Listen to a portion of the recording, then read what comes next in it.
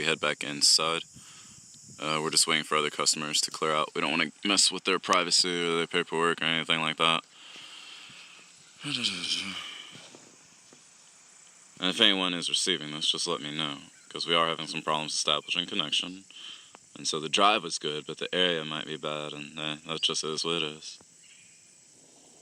Got no qualms about it.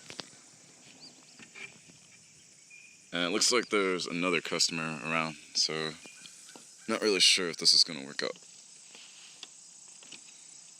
He's very, very busy today. Also, I don't know if I can get a good connection out here, which is unfortunate.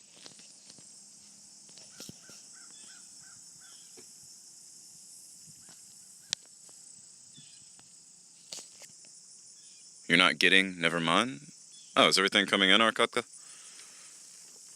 So this is the backyard of the shop. He's got targets set out here, mostly as like a customer demo thing. Especially, you come out here, you shoot suppressed for the first time, and you're like, oh, wow, that's very pleasant. Is part of the business model. Footage is reasonable right now. Okay, so it is coming in. Good, so we can warm up and chill out for a little bit. There's a lot of customers in and out of the shop, and I don't want to disturb them as well as violate their privacy or anything that they might be trying to achieve, so I'm going to leave them alone until we can come inside. So there's that. So one of the things that a lot of people don't realize is that there is a lot of paperwork involved with suppressors. It recently changed this year. What most people think is that you need a permit or something. You just need to either buy as an individual or put on a trust, and both those require certain legal options. There is a matter of fingerprints as well as passport photos, but when you come to this shop out here, they actually do that for free and in the shop, and it's actually pretty cool. That being said, I don't know how much the signal is going to hold up here, so if we can do this, we will. If we can't, it is what it is. We tried, and I'll just continue my business as normal and then get back to you guys for the drive back, but that's alright. Arkadka, am I heard? Is everything alright on your end? We're just waiting to see if the driveway will clear out in a few minutes so that we don't mess with everyone else. And any questions that you guys have about silencer, suppressor, and gun stores, especially for you non-US folks, I'd be happy to answer to the best of my knowledge, and anything that's more specific when it comes to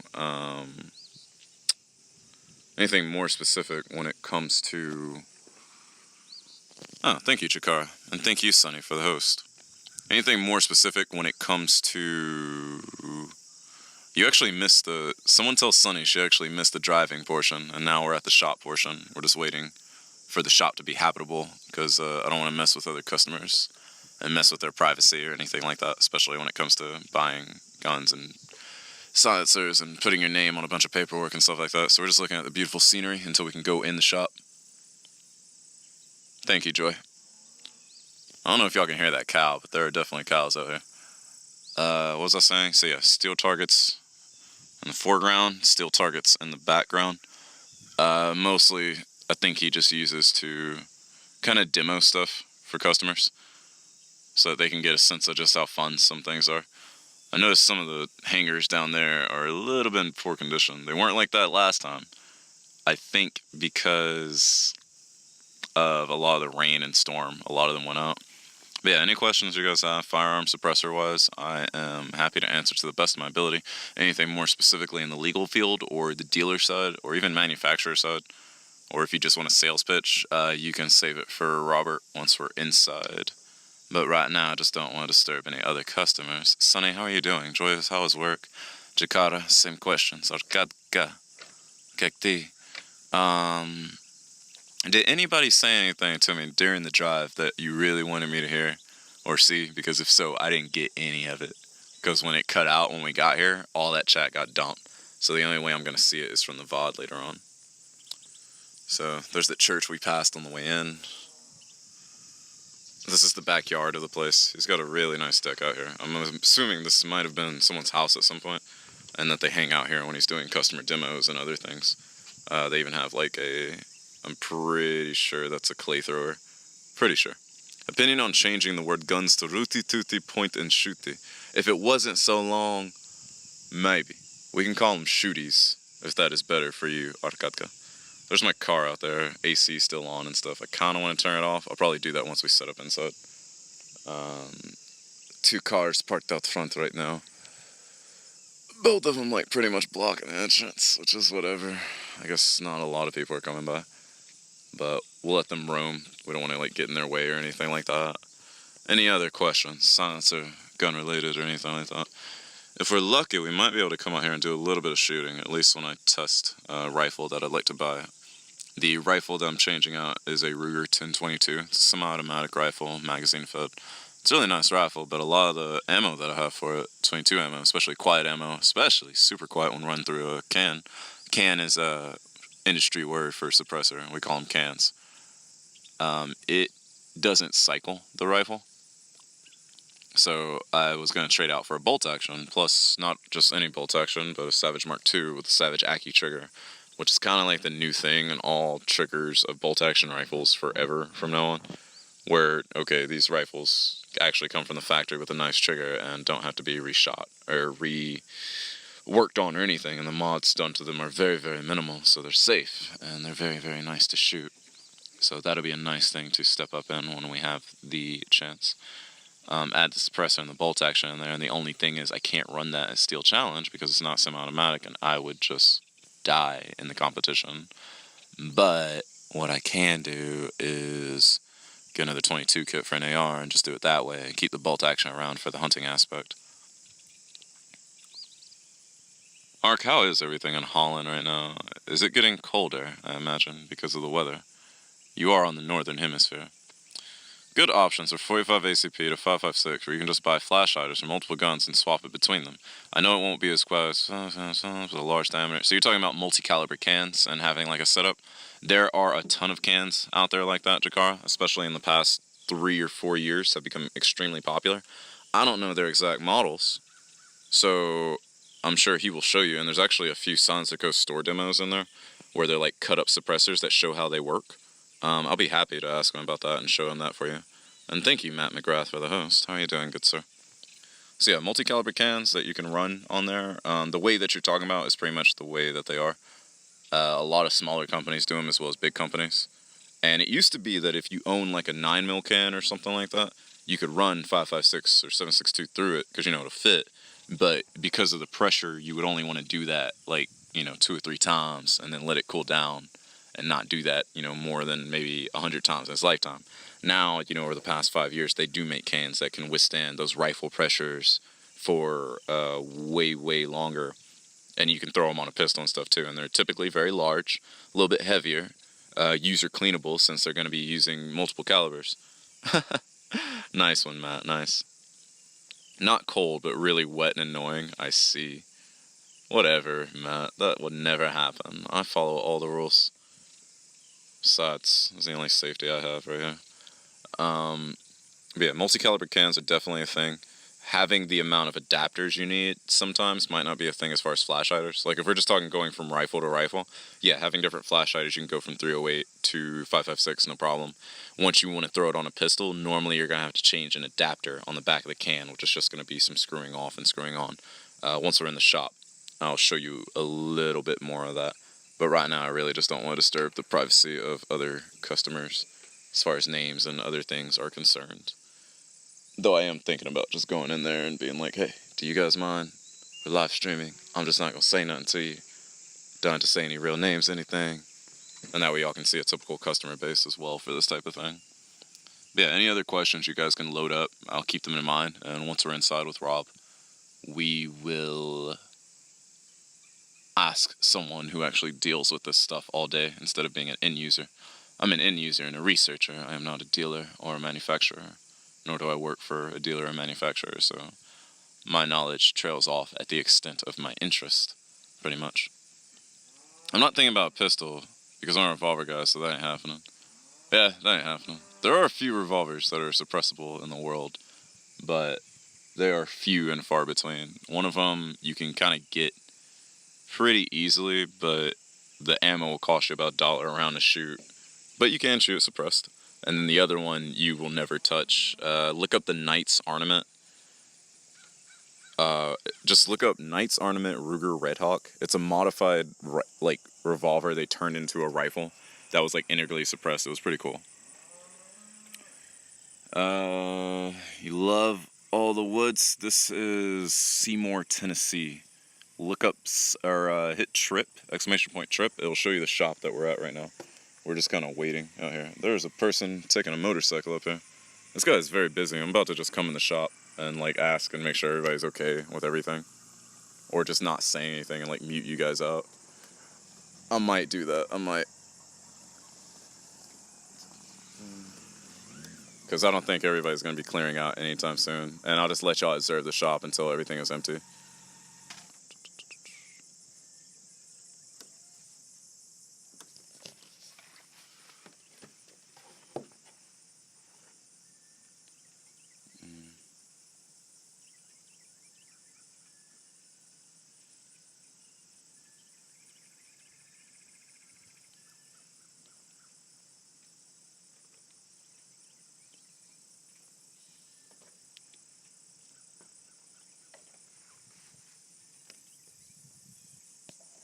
Yeah, I think I'm going to do that. I might leave you guys out here and go ask permission and everything, or make sure everybody's cool with it, and then just put you on the shop, and we'll just handle the talking parts later. If that's cool with everybody. Give me 1 second. I'll be right back.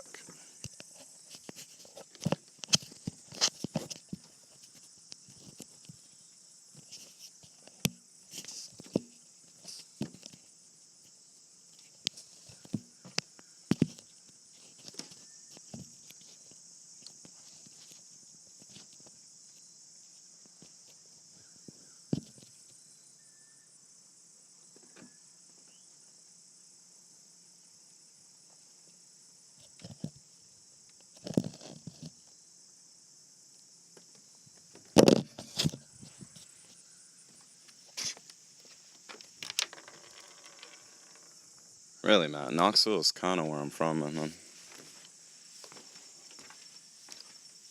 Just trying to find something to stand you guys up on for the moment.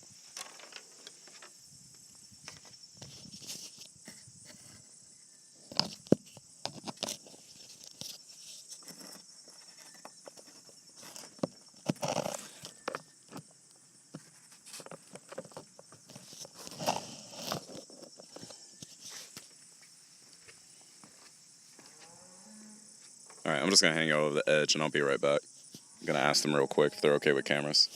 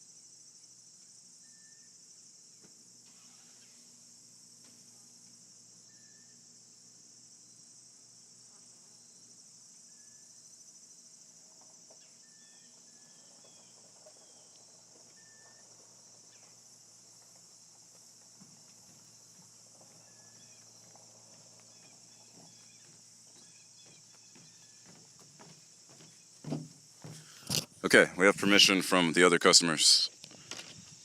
We're living on the edge now. Lovely. We have permission from other customers, but everyone be on your best behavior.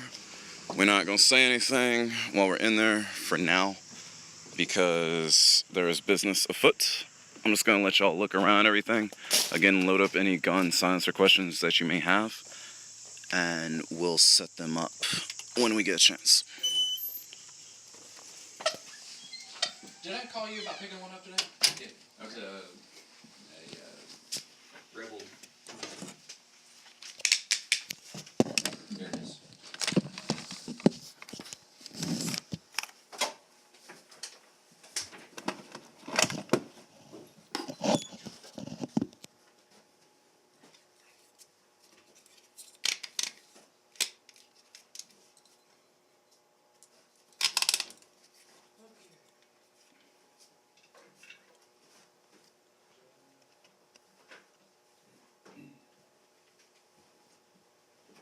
Here's this.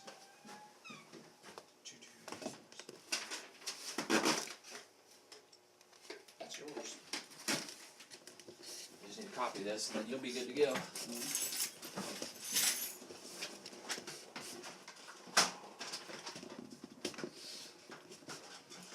You recommend pre-treating these things with like fire coal and everything to make music? I haven't done any of that. For people putting like brake fluid on them to give them like a coating, make it easier to clean. As far as the insides go, Yeah, I just back listened to the Science of Co. like customer service podcast.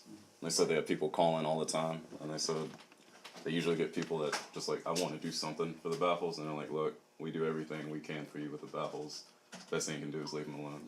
You know? And then, I would say, if you don't like cleaning them, feel like it takes too long to clean them,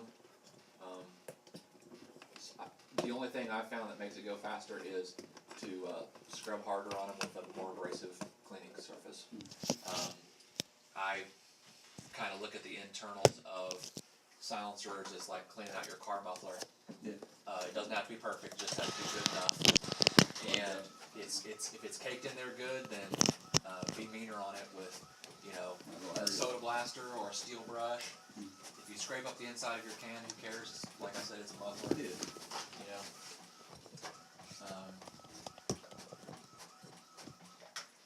Soda blasting will clean them without really any noticeable damage. It doesn't typically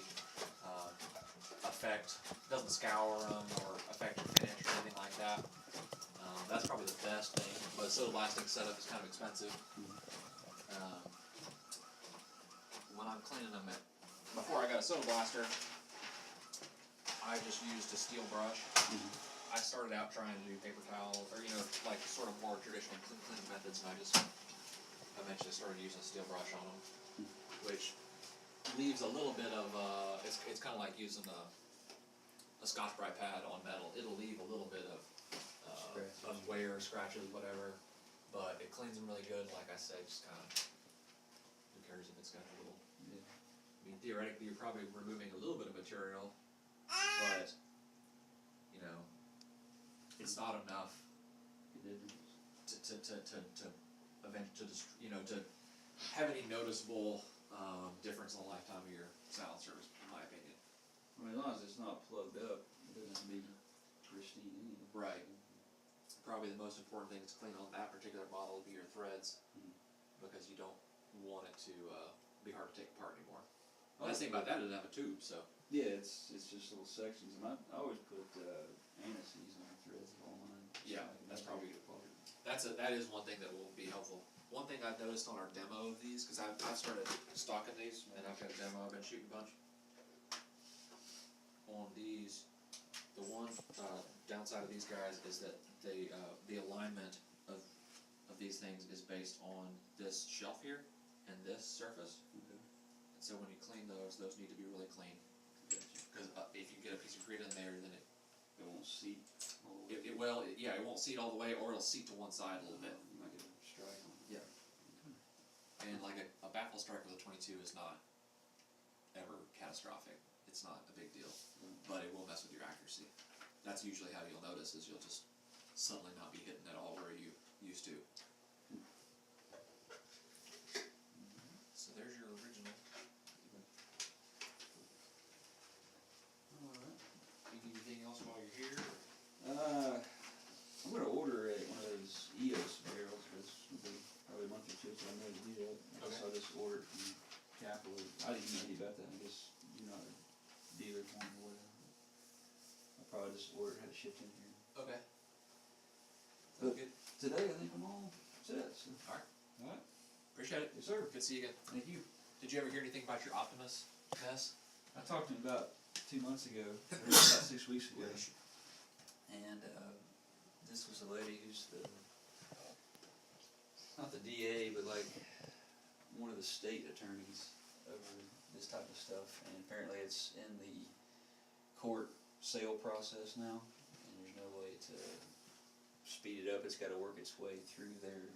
So you will still probably get it. It's just gonna take forever. Yeah, I mean, I'm at 18 months now, so Wow. who knows? Okay. But yeah, apparently somebody's got it in their desk somewhere, and you just got to get through the system. All right. Oh man, appreciate it. How's it going? Good. John Hill.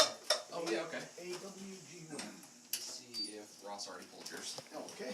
Oh, and I need you to fill out a background check form. Right.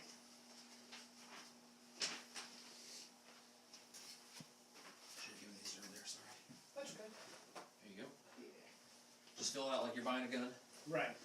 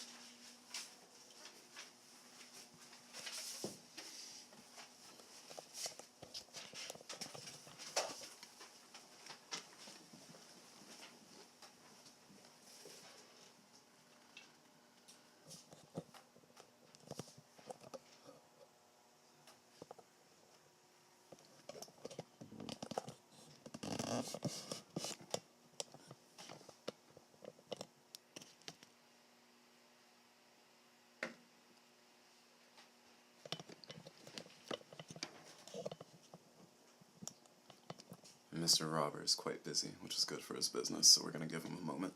But hold your questions.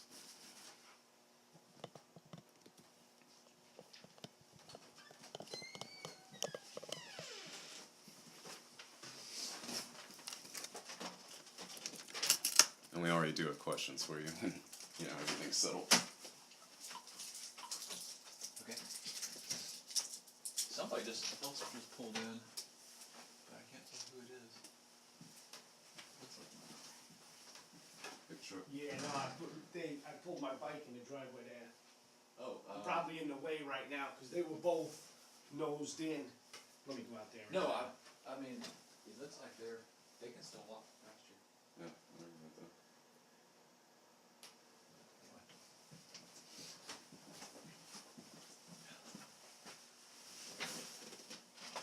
It's not usually this many people all at the same time, but I had a whole bunch of tax stamps come in on Oh. Saturday. That's great. It's good for you and good for them.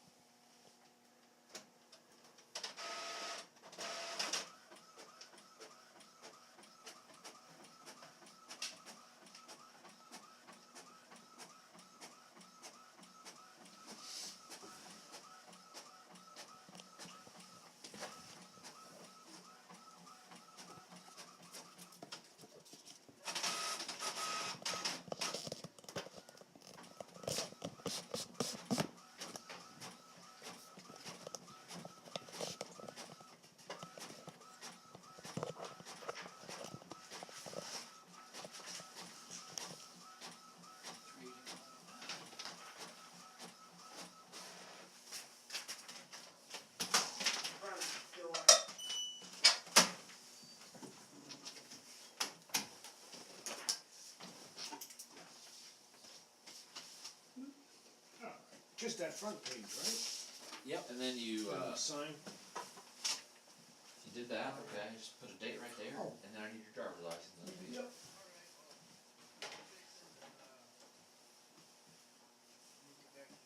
Today's the 3rd, right? Wow. Probably is. Hello. How can I help you? Picking up What's your name again? Josh Pinkston. Yep. Did you do SBRs or anything at the time we sent in your form for us?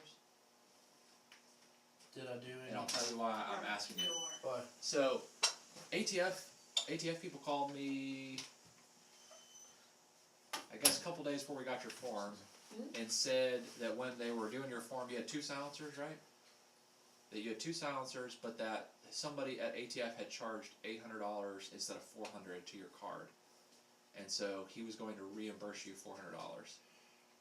Really? So you'll probably see $400 get on your whatever it was bank account. I did. I have another silencer in an SBR in a different store, but I would think that would be on a separate transaction. Should be. 6 months later. It should be. Oh yeah, if it's 6 months later, it should be. Cool. Um, I love getting money back. so yeah, Hooray! first time I've ever had that happen. Can't believe I didn't notice that.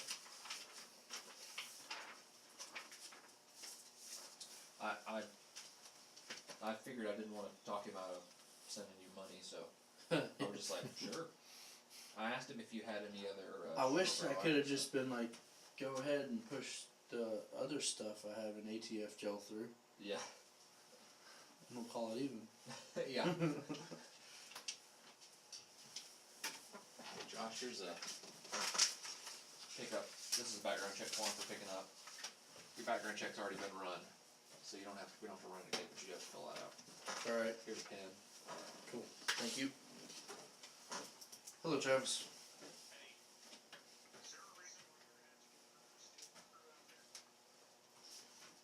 Another steel crew. There's that back. Okay. What is that, electronic touch?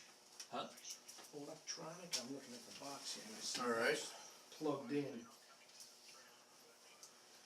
So I haven't I put it on didn't- for the day, but yeah, it has a I've key never fob been deal. one. Yeah. And it's got a regular key, and it's got Right, in case the battery stickers and goes. stuff, and Yeah, there's, put your watch up against it, that's- and yeah. it opens up, yeah. gives you ready access. That's our demo gun, and also a sort of a backup self-defense gun, I guess, Right. in case the entire mob shows up at the same time right around. Yeah. Alright. Different adapters, Chuck.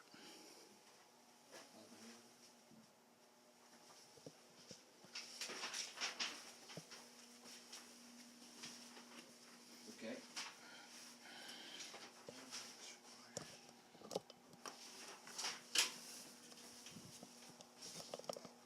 Okay, this is your original,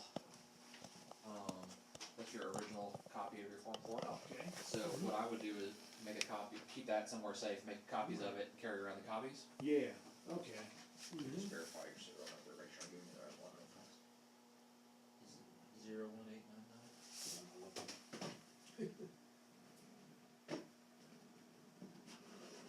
Okay. Yeah, I was listening to what you were telling the other guy. That's it.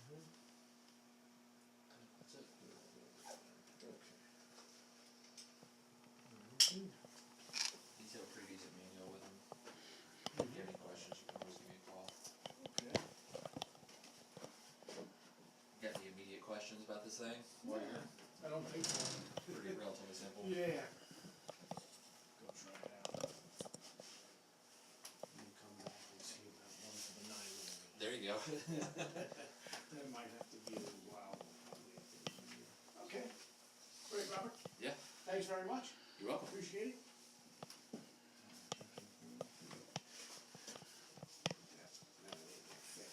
Okay. I can make it go in there. If you Oh, want. no, I got I brought a, Binder or something. yeah, so, Alright. get on the bike, I didn't want to, fold it up and. Gotcha. Okay, I'll see you again. Alright, see you later. Thanks. Front door.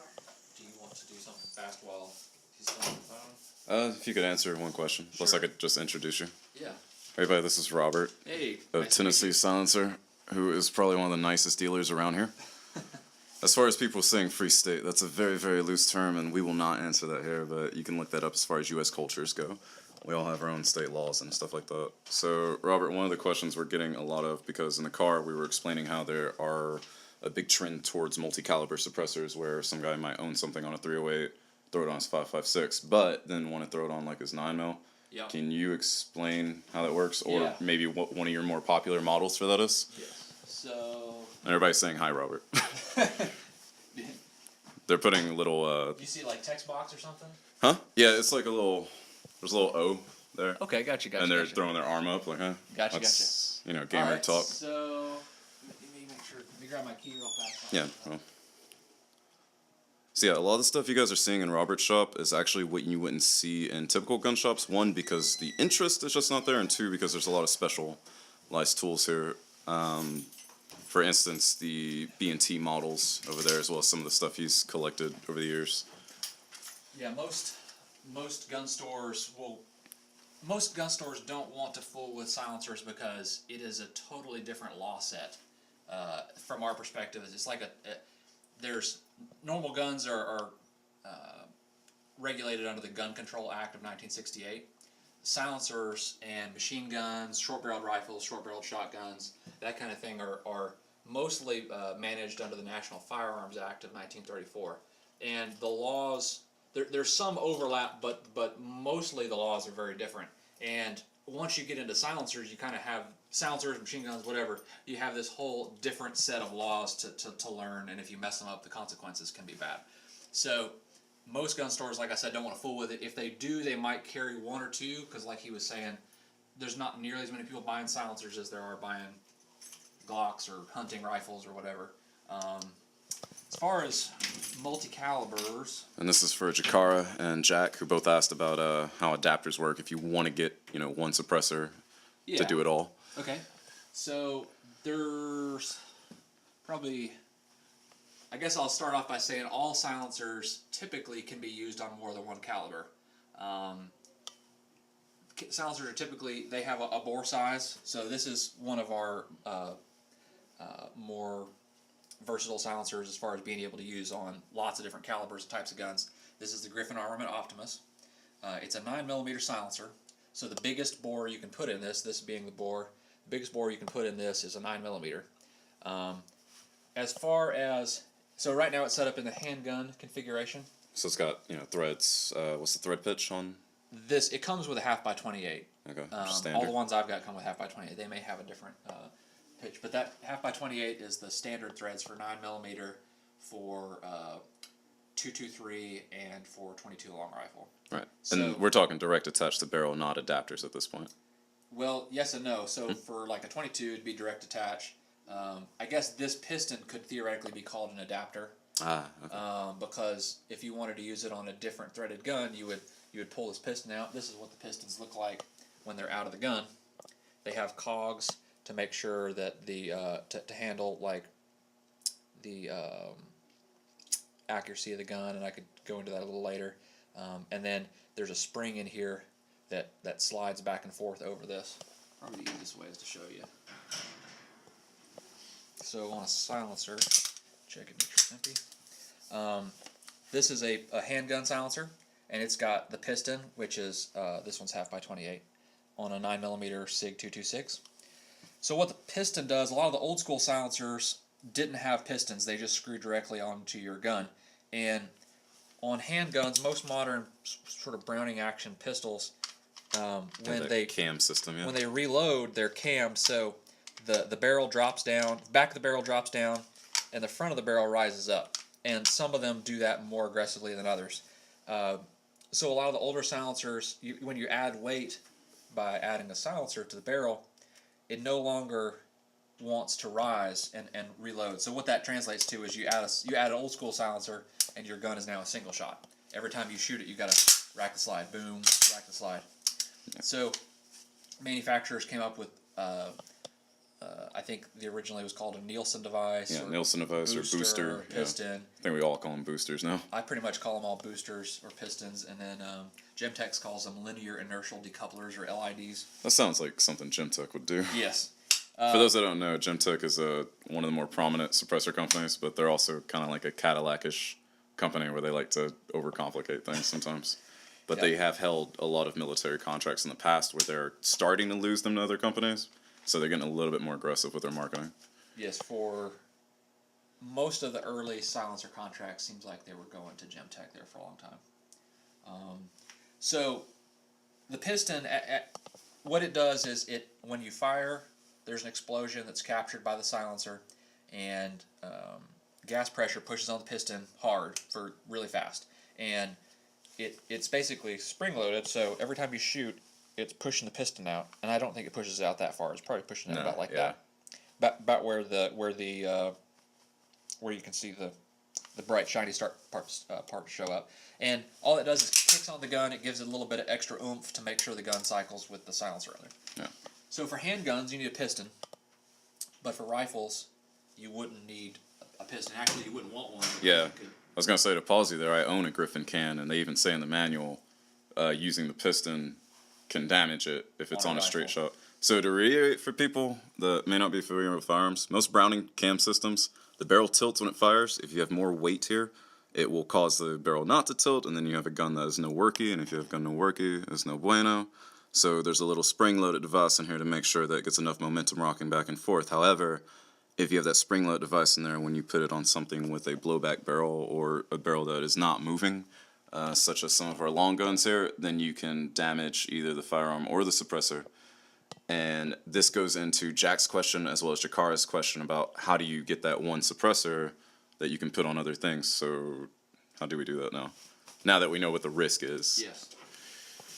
Let's see if I have a... So the Optimus is it's kind of like a silencer kit.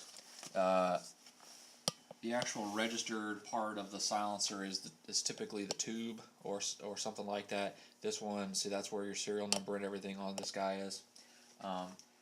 So as it sits right now, this would work on a 9mm. It also work on a 22. 22, you could just leave the piston in there. It doesn't kick on it enough to do anything. If you wanted to use it on a 30 caliber, need somewhere to set this down. You would, where's my tools gone? You would unscrew the back of this.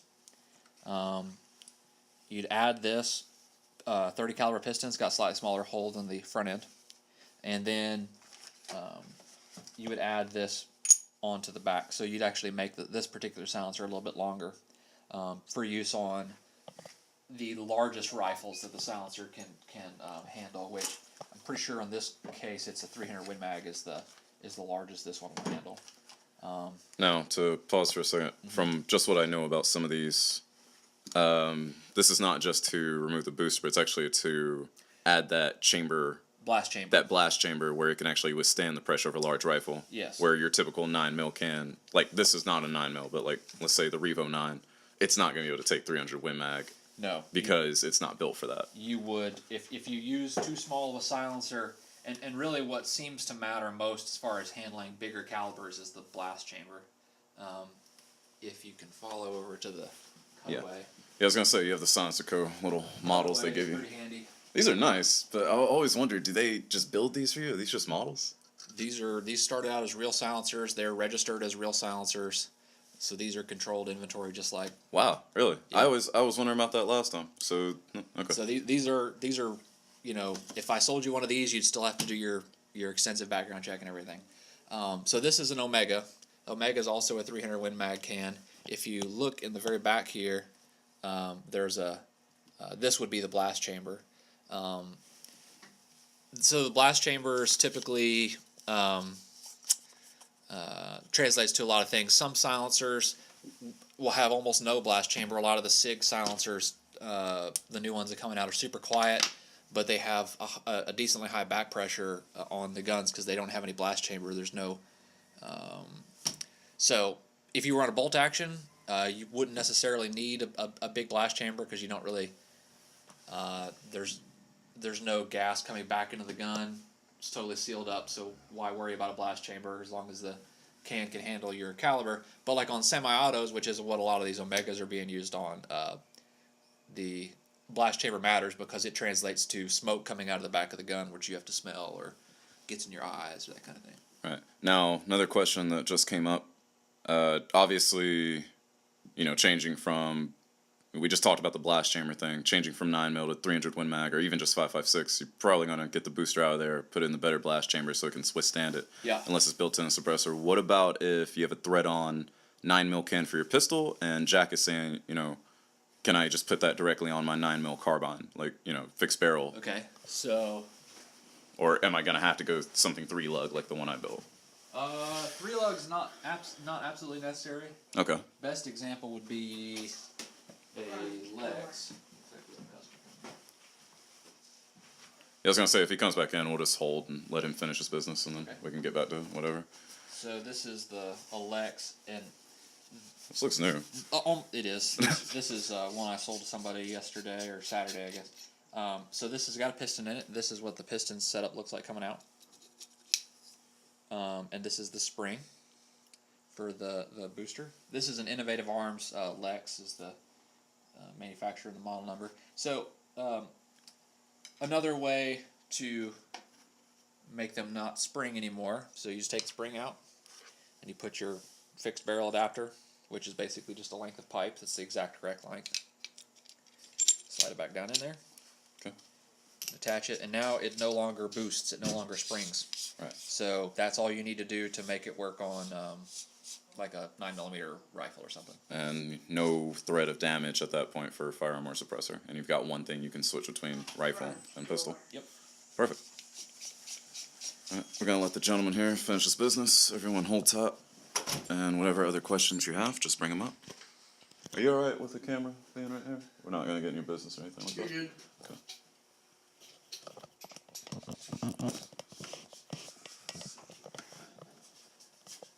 Do you have a chance to fill that out? Done.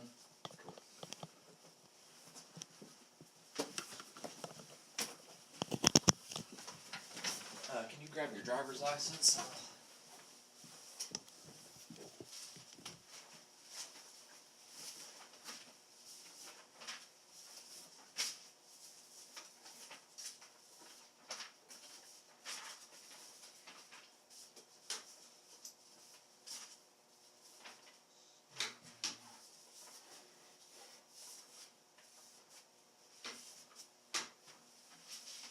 So is that a live feed? Yeah, Yeah. He's doing some live feed. You can stay out of it if you want. I can turn it around. Oh, you're fine. That doesn't bother me. I'm just keeping people's names and paperwork and stuff out of it. Pretty much introducing a lot of the gaming culture to a lot of the shooting stuff. I've taken them on competitions with me, and I'm taking them to show, hey, here's a shop that deals with silencers, since I show y'all a lot of what I own. That's fun. Make it a little bit more regular, then, you know, later, once the live expiration expires, and I can actually export it, put it out there for Rob and do some editing. That's cool. So people know, like, hey, this stuff's available, and it's easy to do, and Rob's shop makes it way easier than any other, because, I mean, he does the fingerprint and pictures here. Oh yeah, that's why I came here. Going to the police department down in the basement, getting fingerprinted and getting 17 copies and bringing it all back. It's a pain in the butt when you can just done. Yeah, one-stop shop. Yeah. For sure. So for those that don't know what we're talking about, without going into specifics, there's some hoops you have to jump to get suppressors, and this particular shop, which is why we love it, makes that very, very easy for everyone to do, assuming that you legally qualify. Also, I don't work here. And Rob sells the stuff, but neither of us work for these manufacturers either. Is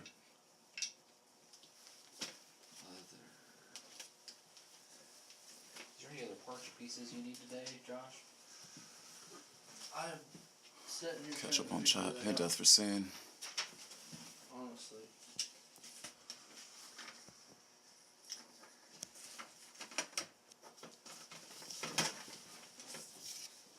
I got one of these IWIs the other day. I work. Matt, the chances of that are extremely slim, You and have probably the, not. Ratworks. The built-in, the integrated one? Was it you I talked to about that the other day? I think you did. So first off, these are your originals. Fold these up. You don't have to carry the originals with you. I'd carry some copies. Yes. Put the original somewhere Safe. safe, and then just keep copies. And what I do is keep copies in all my cars and all my briefcases and stuff. There's that back holder. Alrighty. And then there's your 2 cans. So whenever you're ready, that's all done. Whenever you're ready to go. That's all I need. But I want to say, so my favorite one for the Tavor is the Halo. I've got another one coming in that I think is going to be good for it, but haven't gotten them in yet. The nice thing about these is they don't really weigh very much. They're all titanium. And they use the parts on your gun that are already there. So you slide this onto the groove. Well, that's convenient. Yes, it is. Okay, looks like I put the wrong groove. Matt, to answer your accuracy question, there is a certain thing called POI shift, which is where suppressor might throw off your zero. Okay, it was right. But over the past 20 years, we've Anyway, you gotten get the better idea. and better Yeah. about it to where we're getting more accurate That's what shots, and we're getting way less POI shift when we do that. Just takes a lot of work and a good technology. And hello, Neeb. It's not relative. I guess We'll get it's back still to down, our but they're business new when to this me. other guy's business is They're concluded. about Way this more important for long. him. I'm just trying to catch up on a few And I'm really questions. wanting to cut my barrel back just a Someone's not gonna. Most people that can buy a gun can buy a It's suppressor. only Most like a states, it just depends on where inch you're at. longer than the I factory don't think gun is. anybody that can buy, It's not like, SBR. not qualify for a That's gun how is gonna the qualify for a system suppressor. is. And there's a little bit more paperwork involved. Not very much longer. And it's beautiful. Yeah. But you can see it doesn't add a whole lot of. Yeah, like It's Jack just said, a- it's not kind of very much impossible, longer than meaning have it if back you correctly. have enough on your record where you can't do a firearm, you're probably not going to be able to do a suppressor. Serrated, I would suggest that you do the research on your local laws and stuff like that. We really can't get into that because I'm not a lawyer.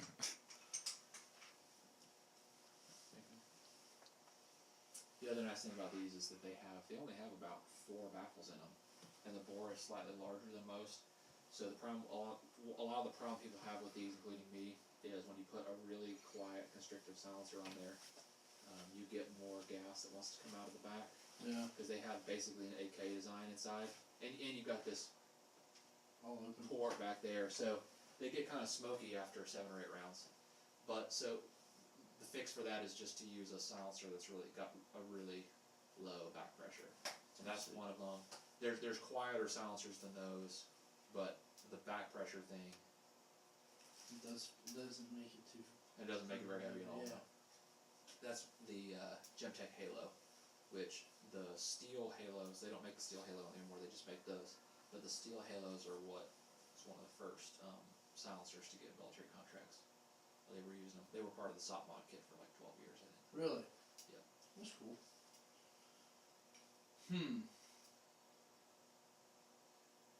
That's fun. The whole attachment door I really like. Yeah. And you don't even have to. These are work on AR-15s too. Any of those barrel mounts that have that standard A2 flash hider, any of them that have that the muzzle. Really, what those grooves are for is for the blank firing adapters. So most of the mounts for a myriad of different AR-15 223 attachments have those blank firing adapter grooves. It's Kel-Tec one, isn't it? I've got the 308. I love that gun. I've been kind of lusting after one of these for a while. They're just a little bit lighter than this, but I think our Tavor I've got probably 5% around, and I don't think I've ever cleaned it. I caught that. Jack, you are correct. And in fact, in Europe, old stuff is a lot more loosely traded than here. I really need to. I think I cleaned it right for him. Which one did you want to see, Jack? See, Did you miss all the questions about the adapters that we answered for you? Because I can go back over that really quick. RFB, that's correct. It's forward ejecting, and it is amazing for hunting out of a tree. It's good to know, Neeb, about Australia. Doesn't get on you. Well, I mean, it's Yeah, I think in the US we're the ones with the most tightly restricted suppressors, honestly. In Europe, you can just go buy them in a tool store And it kept having because, hunting foxes and stuff like that. coyotes and stuff come up, and they just appear like right under you. By the time you get your rifle down, they're gone. you can. Yep.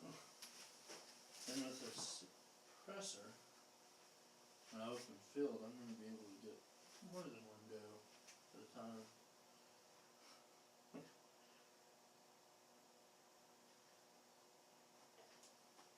Or anything else for that matter. I haven't played with the 223 of this though. Is it rear eject? Yes, it's downward ejecting. That's what the D stands for.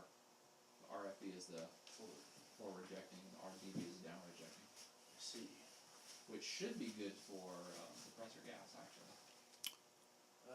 He showed you two different models. One was the Griffin Optimus, and one was something brand new Get one, try theirs. That's one of those by silly Innovative Arms, and I didn't catch the name. That's I'm just looking at the box right now. We'll look at it again in a second. But there's pretty much a lot of selections to accomplish that, Jack. Just some of them make it easier than others. Main point is you have to swap out the piston for some sort of collar or another blast chamber, depending on the caliber you're going to. But you can do this all with one can. How far does it shoot? The standard sizes go about 130 yards out here.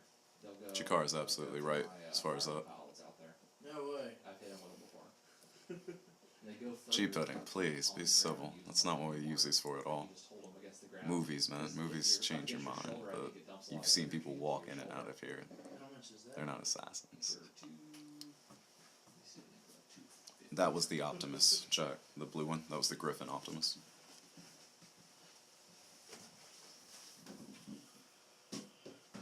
Sorry, 365.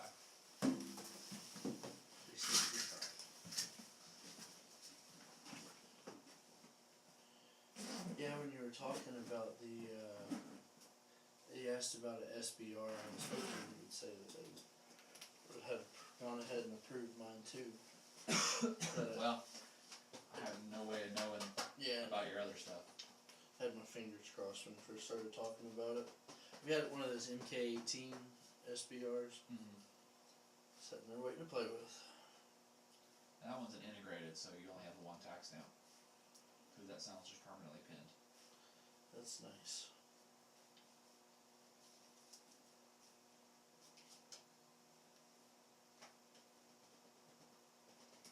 I like that a lot.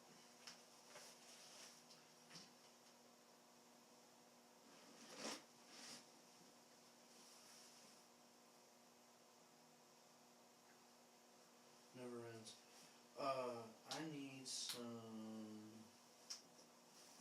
Do you have any subsonic 308?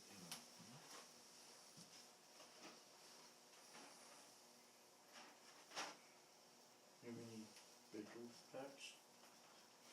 You mean like 500 round packs? I've got more of those, but I don't have any like big bulk packs. Alright, well, I Let's get guess two of those. you only two of these, you said? No, I've got 1, 2, 3, 4, 5, 6. Looks like. Let me get a.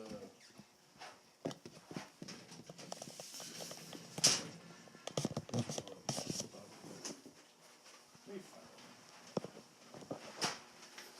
And then some subsonic. I've got subsonic ball for 16, and then I've also got some of these that are the expanding copper. Are they about the same ballistic? Well, these shouldn't penetrate near as deep. Well, no, But they'll have a lot as far as better. trajectory. It should be a little different because these are 220 grain and these are 180 grain. Well, typically subsonic. What I'm finding is that regardless of caliber, bullets that have the same speed tend to have the same trajectory. Similar. Like 9mm, 300 blackout, 222, they all have almost exactly the same drop. Is what I'm noticing shooting out here. Really? Yeah, which kind of makes sense. They're all going the same speed. They're slow enough to where they don't. All the subsonic calibers don't really have much air drag. Because they're not breaking the sound barrier. Let's see. Let me get a.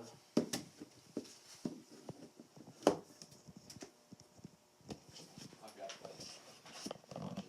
Let me get 5 of the blackout. Okay. And then 2. How many expanding ones you got? Looks like I just have to. Let me get it then.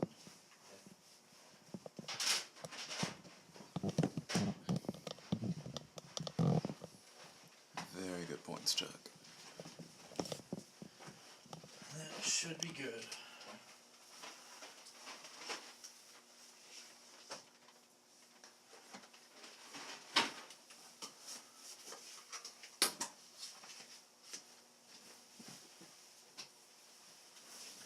I've been starting to prepare myself and getting these after deer season. Well, this ought to get you through this deer season at least, I would say. Yes. Zeroing and give you quite a few.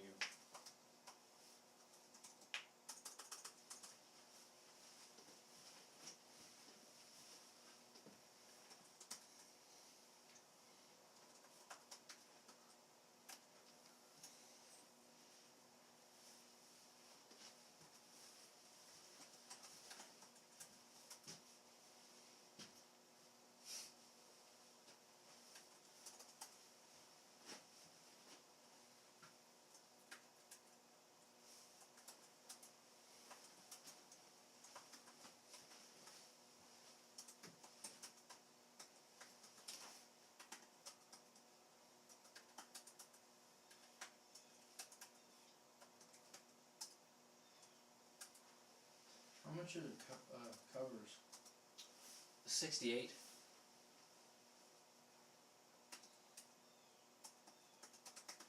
I'll pull one out of there for you in a second. Is it open already? No. Okay. No, there's no rush. What do you think about the echo triggers? They're awesome. From a legal standpoint? Well, they've got an ATF approval letter, so.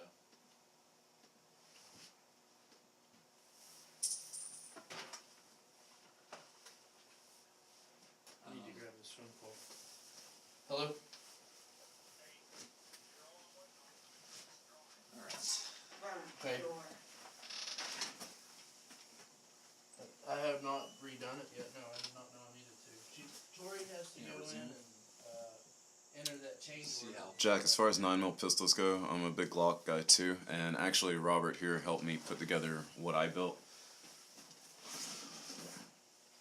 Oh, and you get to see how this turned out too. This is not the final stock. It's Okay. another thing I'm getting from my brother.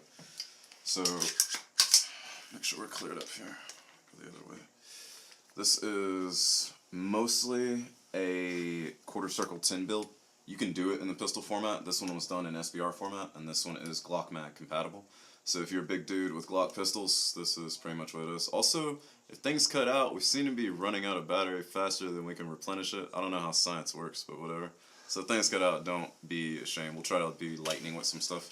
What we were talking about earlier with 3-lug mounts is suppressors that can go on Sorry very it's taking so quick long. Thank you. and back. So if you notice, press up here, off instead of threading, and you're on.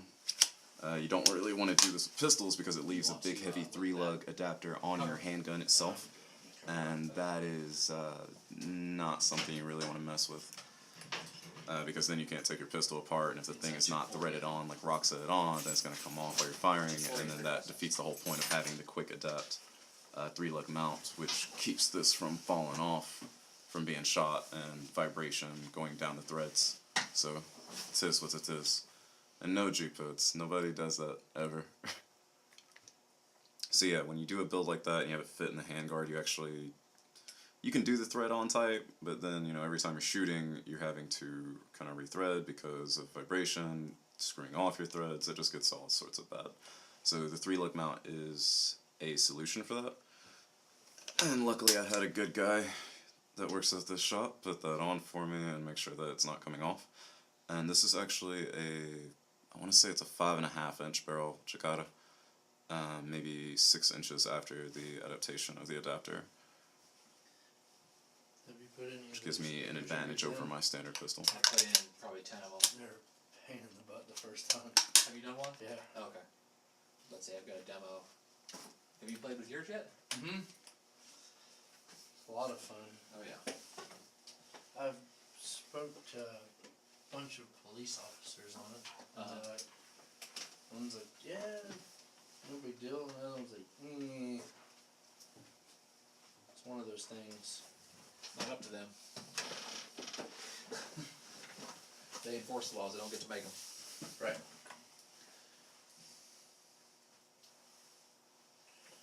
for your phone screen. Yep. The it's got a cover, protective cover on there, and Is that all that's broke? the protective cover is perfect.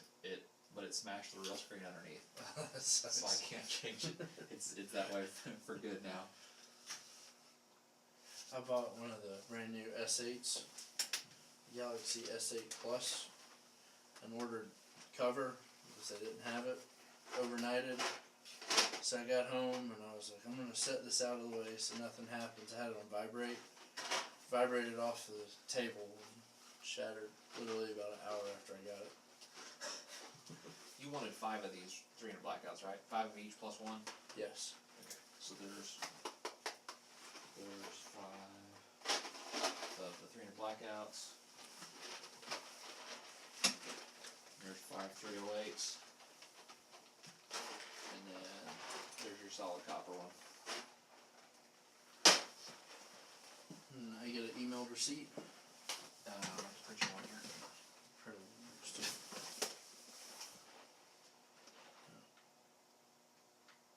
Business write-off. Taking clients to shoot.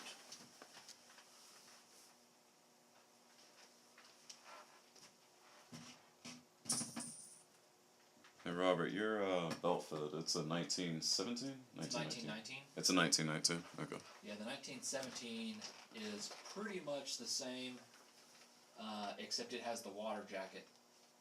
Okay, so they went from water to air cooled.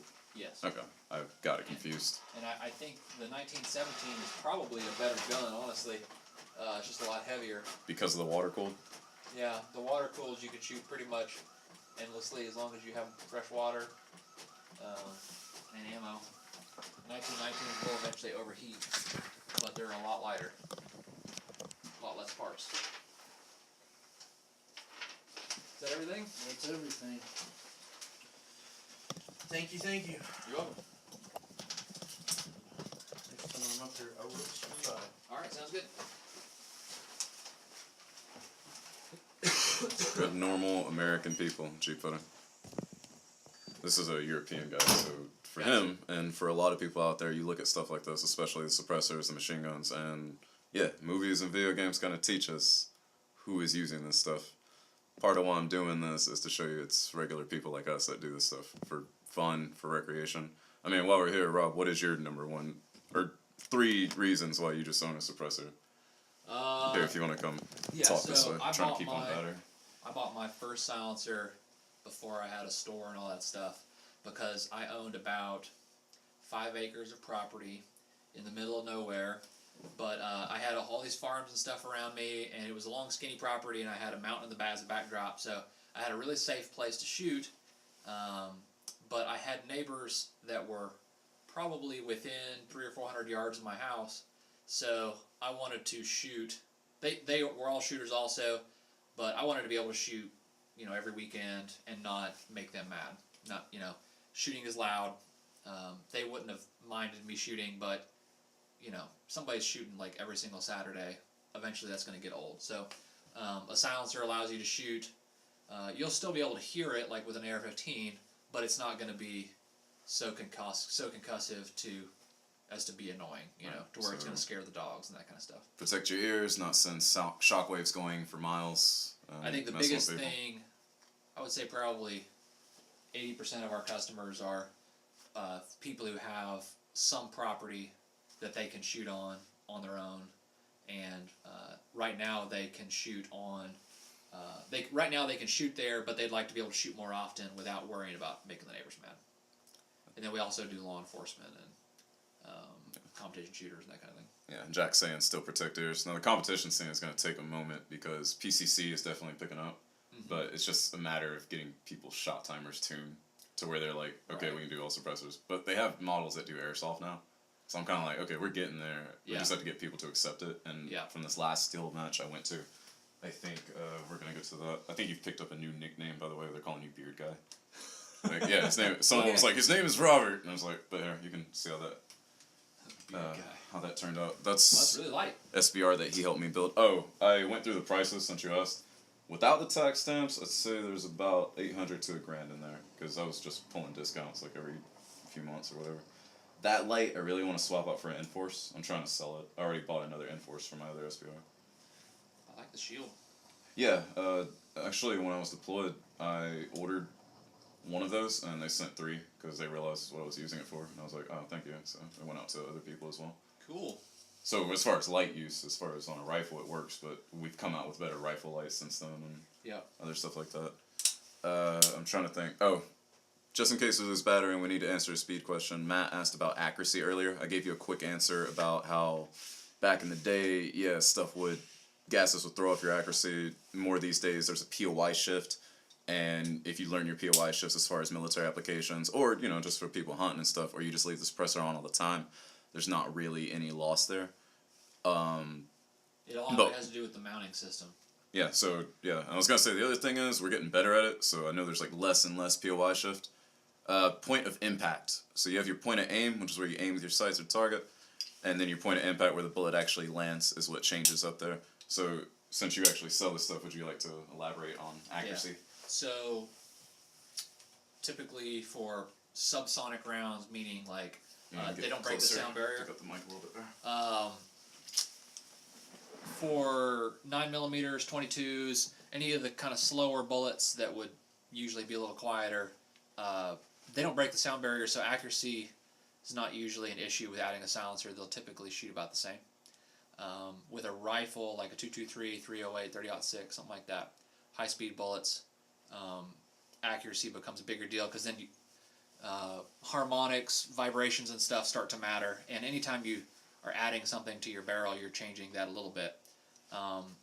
Most of the newer silencers don't typically have a huge amount of point of impact shift where you add this, you zero your gun without the silencer, and then you add the silencer on there. They should shoot pretty close. I have an older silencer that's like a YHM Phantom, for example. You want to take this gun back? Yeah. I have an older silencer that's a YHM Phantom. I've had it probably 7 or 8 years, and it's a quick attach mount. I don't know if you showed them what the quick attach Yeah. thing is yet. As far as stuff like this, or Well, as far as like rifle silencers. rifles, like AAC and stuff. Yeah. I think I have before, but you're free to show Okay. them Well, so anyway, quick attach silencers have a flash hider that goes on the gun. It's like one of these deals, and it goes on the end of the gun as a replacement to just the threads on the barrel, and then your silencer goes on over this, and you just ratchet it on. Usually 1 or 2 turns gets it on there. The YHMs are probably the fastest. They're one of the oldest quick attach mounts now. They're still pretty good, but like I put a YHM, moved it over to a new gun last weekend, and was zeroing it in on a clean mount, and my accuracy immediately went to crap. It was probably, normally it would shoot inside of a 2-inch group, this particular gun, and it started shooting inside of like an 8-inch group. But that's because that mount is kind of loose and has a lot of wiggle and stuff in it. After I got about 30 rounds through the gun, got some gunk built up on the flash hider, it seals up with that can, and it started shooting accurate again. And as long as you don't take it off and clean the mount, leave it kind of dirty, it started shooting just as accurate as the gun normally does. So a lot of the newer mounts are a little slower to put on but have less play in them, and they'll shoot just as accurate as your gun normally does. And there's probably 15 different mounting systems, so that's one of the things we get a lot of questions about. And I've got like a little demonstrator thing on my table here that we usually show people. As far as accuracy. As far as accuracy, and some people want to be able to get them on and off fast, and that's the most important thing. Some people want to be able to shoot most accurate, and that's their most important thing. Or some people are in between, and that kind of goes into deciding which one you would buy. YHM, I have a Phantom. Is that what that's designed after? I'm not sure what he's asking. If you have a Phantom, there's 2 types. Everything YHM makes is called a Phantom if it's a rifle silencer. Oh, really? So it's kind of confusing. They've got like probably, I don't know how many they've got now, but they've got at least 15 models, and every one of them is called a Phantom. So that's a problem with naming conventions. Then. It's very tricky because people are like, I want to buy a YHM Phantom, and they've got all these different types. All of their quick attach mounts unless they've come up with something new I haven't heard of, use their old school spring-loaded mount, and they're very fast. They have a lot of advantages to them, but accuracy right out of the box is not one of them. Typically, they got to be dirty before their group size gets small. In my experience, other people, I've got people who use them. Not to say they can't be accurate. I've got people who use them 1,000-yard shooting, but I don't think they clean them. I think they leave them dirty because it makes them more accurate. See, so stop cleaning your stuff all the time. Do you still have your bracelet on? I wanted to show that's safe. Yep. This is just more for our European people who may not understand how seriously we take this stuff in the U.S. because I know I see your news stories and I know how y'all look at it. But this is the type of stuff we make sure to ensure that stuff is safe. So this safe here, this rifle is ready. This is the type of stuff that somebody would have in their home. But you can't get at this at all unless you break off the entire wall. Yep. And then Rob comes here with this handy brand. So there's multiple ways to get into it. You can get a key into it. You can program a code, or you can have key fobs. So like you hold your key fob over it, and then you have access to your gun, and then you push a button and it's ready to shoot.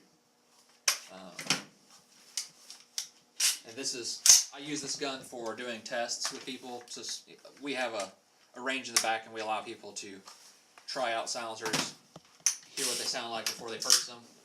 Because people want to know if they actually work, how well they work. Most people, silencers are common enough where people know that they can get them a lot of times, but they're not so common that people have exposure to them. I would say half the people who come out here to buy a silencer have never seen or heard one before.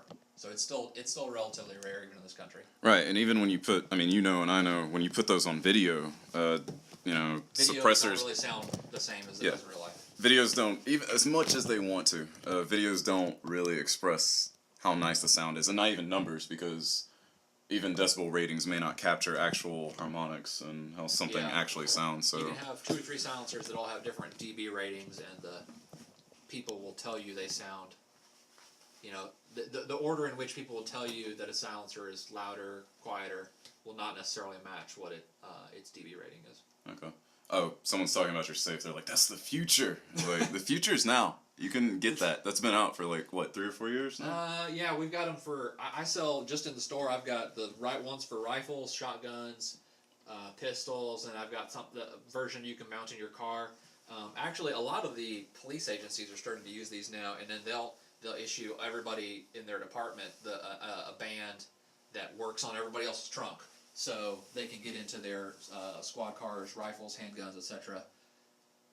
If somebody gets shot and an officer needs to get to another person's car, he's got universal access to their own weapons, and they don't have unsecured rifles in their trunk, so you can't just get at them with a crowbar like you used to be able to. We take our safety very seriously. Remember when I showed you the bag dump and I said if you're going to be guns, there need to be medical stuff around? I'm actually looking at Robert's floor and I see medical stuff scattered around. Yeah. Just in case you run out of battery or signal strength or anything, we're going to do kind of a speed round with some of the special stuff in here. Can you talk about the Delisle project that you guys back? Oh, yeah, sure. I know you aren't like totally sold on it. So a little background for you guys. The Delisle, or Delisle, as some of us country boys say, was this... Pretty much they took like the same magazine as the 1911 takes. They took a British Lee Enfield rifle, rechambered it for 45 ACP. They modified the magazines a little bit, and then they built an integral suppressor. And during combat in World War II, this was a very, very, very silent gun, but there weren't a lot of them made. Finding the old ones is hard, and finding the reproductions can be kind of expensive. And here is one attempt at trying to make one of those reproductions. So this is made off of a Savage 308 hunting rifle, which is probably one of the most common rifles in the United States as far as hunting. You can pick them up at the Walmart. But this one, so it takes 1911 magazines, which is a pretty common magazine. 45 ACP is the bullet, and the Delisle carbine, like he was saying, the original Delisle used Enfield rifles, which was the British main military rifles, bolt action, and 45 ACP is almost like a perfect silencer round, because every 45 bullets you can get is subsonic, meaning it doesn't break the sound barrier. So if you have a good silencer, you can stop almost all of the noise coming out of the gun. Lower pressure than most of your other pistol lower calibers pressure. Yeah, and the only downside to any of these subsonic calibers, and 45 ACP is definitely the same way, is your range is not very far. You're talking not a whole lot further, really, than you can shoot a bow and arrow. Right. And about the same amount of drop. So... Which is why we didn't keep this design for the military, as rifles got better. But for recreational use... Yes, yeah, for playing in the backyard, not pissing off your neighbors, they're awesome. So this one, you know, it would hold 7 rounds, typically most 1911s. We have essentially a really huge silencer. We've placed Player with a really huge silencer, and you would load it like a typical bolt action. The one thing that has been tricky with this thing trying to figure out is this gun has locking lugs. This is the part that ensures that the gun does not fly open when you... That kind of contains all the pressure up in the chamber. 45 ACP is about as long as those locking lugs, though, so trying to load it, you have to go a particular speed to make it jump past the locking lugs, or else it jams. If you go too fast, then it doesn't always go in. If you go too slow, it doesn't always go in, so you kind of have to know the right speed to make it work. I don't think we're going to make any more of these. Right. But he says that, but I'll talk to him. People ask me about it, buying them all the time, and you can buy this one. I'm not attached to it. Yeah, this is for sale. Yeah, so normally when you see projects like that, we call those non-production models. What that means from an industry standpoint is these didn't run off a factory line. Even the companies that make them, maybe in 1,000 or 2,000 quantities, they're doing it for special customers. There's no like yearly release of these guns. And some of these guns do fail into obscurity, either because the customer base doesn't even know that they exist, or because the project is just more expensive than it is to actually make. And hello, Taw, how are you doing? We'll run through more of questions for Robert while we have the time. One thing I was explaining when you were busy is how easy you make the process because you do everything in-house. Mm-hmm. In like the quickest step-by-step fashion, can you describe like, hey, I'm day one off the street, I want to buy a suppressor for... You want to follow me around? Yeah, sure. Day one off the street, if we're going to go buy a suppressor, here's what you need as a legal U.S. citizen, and for the sake of this, we'll say Tennessee resident since we are in Tennessee. Okay, so if you never held a silencer before, we take you over. Are you buying a rifle, or are you buying pistol? You know, for rifle, pistol, 22. Let's say you're going to get a rifle silencer. This is all the rifle silencers, meaning 223, 308, big high pressure bullets going really fast.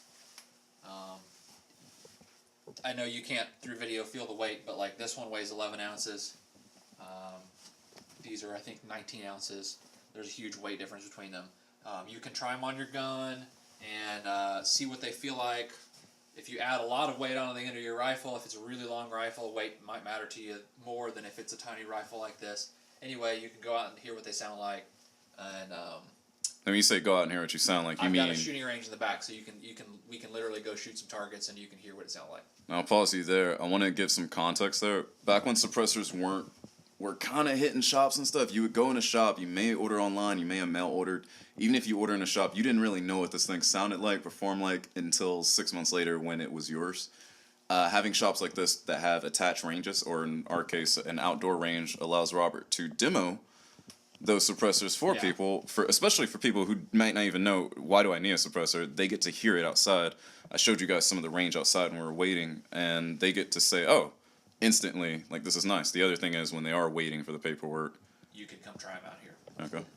The other thing that if you're purchasing a silencer, I'd say a lot of people purchase them online. Probably most of them are purchased online. Sight unseen people don't, and that's how I purchased my first one because there weren't really any gun stores that I could find that were stocking them. Now, Silencer Shop is kind of taken over that. Internet. Well, is there anyone else that's really doing it? A lot of it. Okay, they have a lot of it. Who else are the big people, or who do you work with? Really? I mean, I work through Silencer Shop. We're a Silencer Shop dealer. If you're in our area and you want to buy one through Silencer Shop, you can buy and transfer it to us. So what? I was saying, go ahead with that. Oh, this is a distributor. I'll call them back. Yeah. Okay. We work with Silencer Shop. Other 1 second. ones. I just want to express Rob just turned down a phone call because you guys are more important. Thank you, Robert. So, Silencer Shop's a big one. We sell online too, although we don't do as much as we used to. Capital Armory seems to be a big one. There's a big Hanson Brothers, seems like another kind of up and coming big one. There's a lot of them. I don't. Anyway, so one thing that I would express, one thing that is unique to our place as opposed to most other stores, I think, is when I first bought one, I would say most people, when they buy them online, typically tend to buy steel or heavier silencers first. Because when you're looking online, the difference between 11 ounces or 13 ounces and 17 or 18 ounces doesn't seem like a big deal. Until you feel it in your hand, which is the when advantage you're looking of... at the numbers, and you know there might be a $200 price difference between a titanium and a non-titanium, and the people will tell you the titanium's not as sturdy, so you're like, well, why would I buy the less sturdy one and pay more money, and it's only a few ounces difference. I find that most people who have researched a lot in advance come in wanting to get a steel one to save money, and by the time they leave, usually will spend the extra on a titanium, or they'll try to get an aluminum one instead, because it's a lot, especially if you're putting on a full length barrel. If you have a full length rifle. 1 second, I want to address the question before it gets caught in the chat. Somebody's asking, and I don't know how to pronounce that. Sikaradis is asking, why are suppressors not integrated in guns? Why is it an attachment? Actually, they are integrated in guns. So this is your typical setup when you attach something at the end, and here's something integral. Yeah, this is a silencer. They're typically not integrated in, mostly for market reasons. People want to be able, you have to pay this big ugly $200 fee every time you buy one, so most people, at least when they're starting, want to get one they can use on multiple guns, most bang for your buck. This is one that's built in. Let me The get silencer, closer. the barrel on this gun is a Daniel Defense ISR. It's an integrated silencer. The barrel on this gun actually runs to about here. The silencer runs from here up, so there's some overlap. So that's what they call like a reflex silencer. It helps with the back pressure and such. Okay. So the nice thing about this gun is it is about the same length as your typical AR-15, to the same make and model. Should be pretty much exactly the same length. Now we take a standard rifle, we put a suppressor on, we're adding length. Integral, we don't have to cut down the barrel like we saw with that SBR I built, but we get about the same length with something that's going to be hearing safe. And because this is permanent, you can't remove it. At least you can't at home. You could have a gunsmith. You could probably a gunsmith is proper licensing could probably remove it and give you a new barrel if you needed one.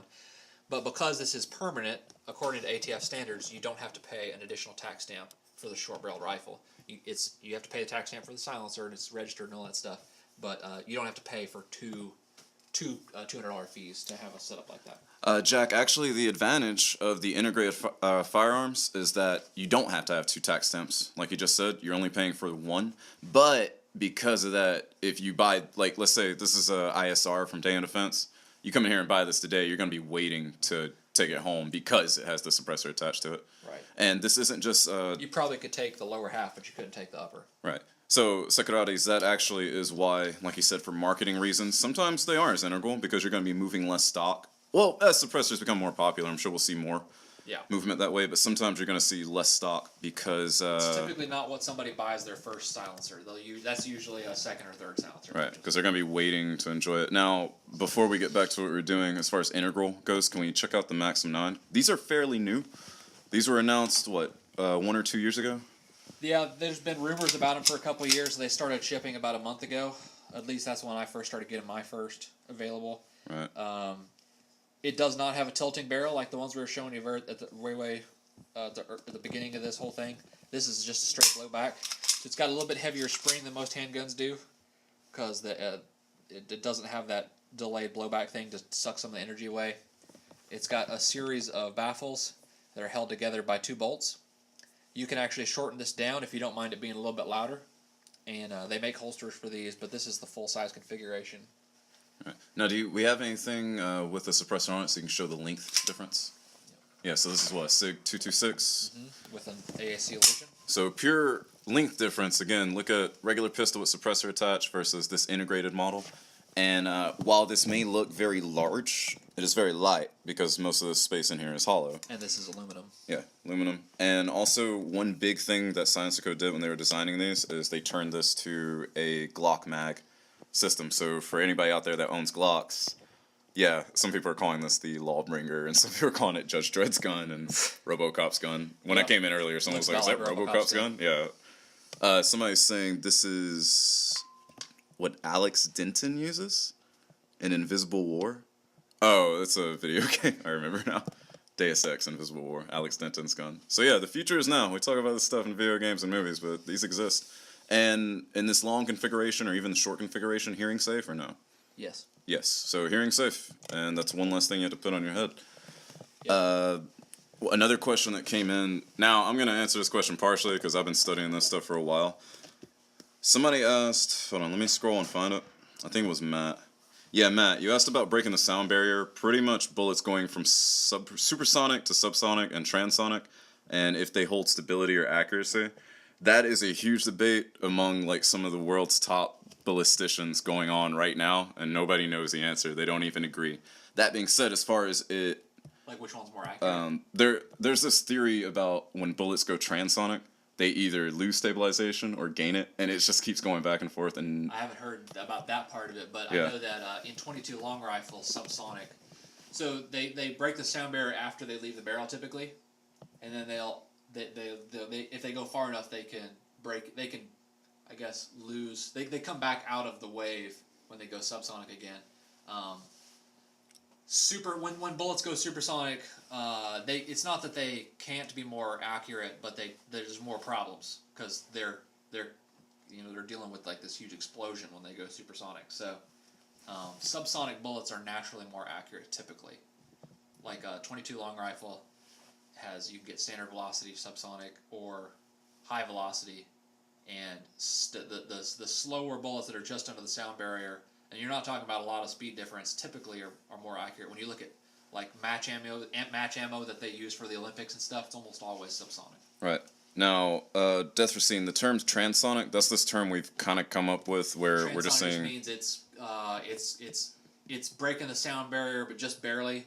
Or Yeah. some of them are breaking the sound barrier. Like in a lot number, if you have a 100 round box, some of them are breaking the sound barrier and some of them aren't. You can kind of hear the subsonics. You might just hear. Poof, you'll hear like a little bit come out of the can. Transonic starts to be where you hear kind of a whistle, or it'll break the sound barrier, but it's not near as loud as a full-on supersonic. Right.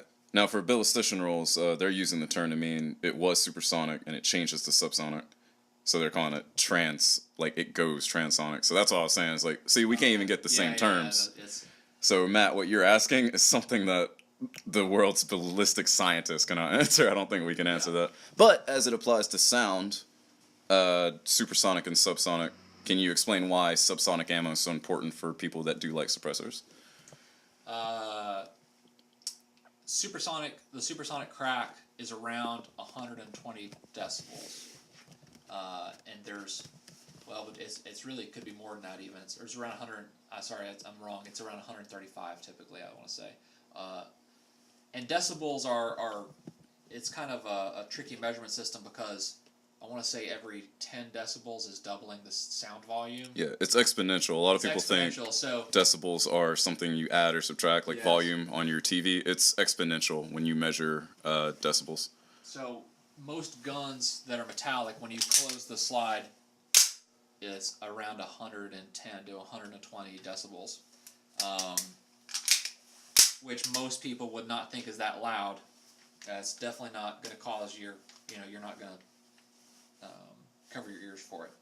And then shooting with a rifle with a silencer, the supersonic ammo is going to be around 135 to 145 decibels, which doesn't seem like it's only 20 decibels more, but 20 decibels more is a huge amount. And then the difference between that and a full-on unsuppressed rifle where everybody's ears are bleeding if they don't have ear protection on is 160 decibels, so that's only 20 decibels more. So the decibel is kind of misleading. The numbers are a little bit misleading. The difference between 110 decibels and 160 decibels is everything. Right. So when we talk about supersonic, suppressors are not going to stop a supersonic crack from occurring. Yeah, if you have a really fast moving rifle that's always supersonic, usually the quietest you can make is about 135, which is safe for you to. It's safe according to our government standards of what they consider, safe hearing. What you can listen to, like rock concerts are not theoretically not supposed to get over like 140. If it's under 140, it's considered hearing safe. But you can shoot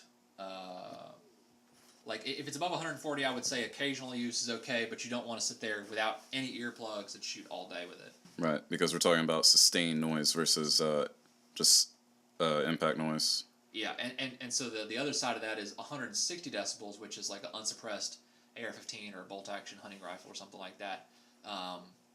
It'll deafen you for the day with 1 or 2 shots. You know, if you especially if you're in an enclosed space, if you take a shot at a deer with an unsuppressed 30-06 or something, for example, or 308, your ears are going to ring at least for a few hours. Right.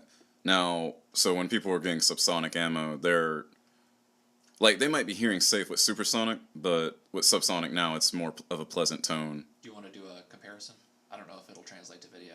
I don't think we'll go with video just yet, just because we still do have some other training to do. Trying to answer a few of the other questions that came in here. Okay. So anyway, to make it short, the supersonic ammo will never get quieter than the noise of the bullet.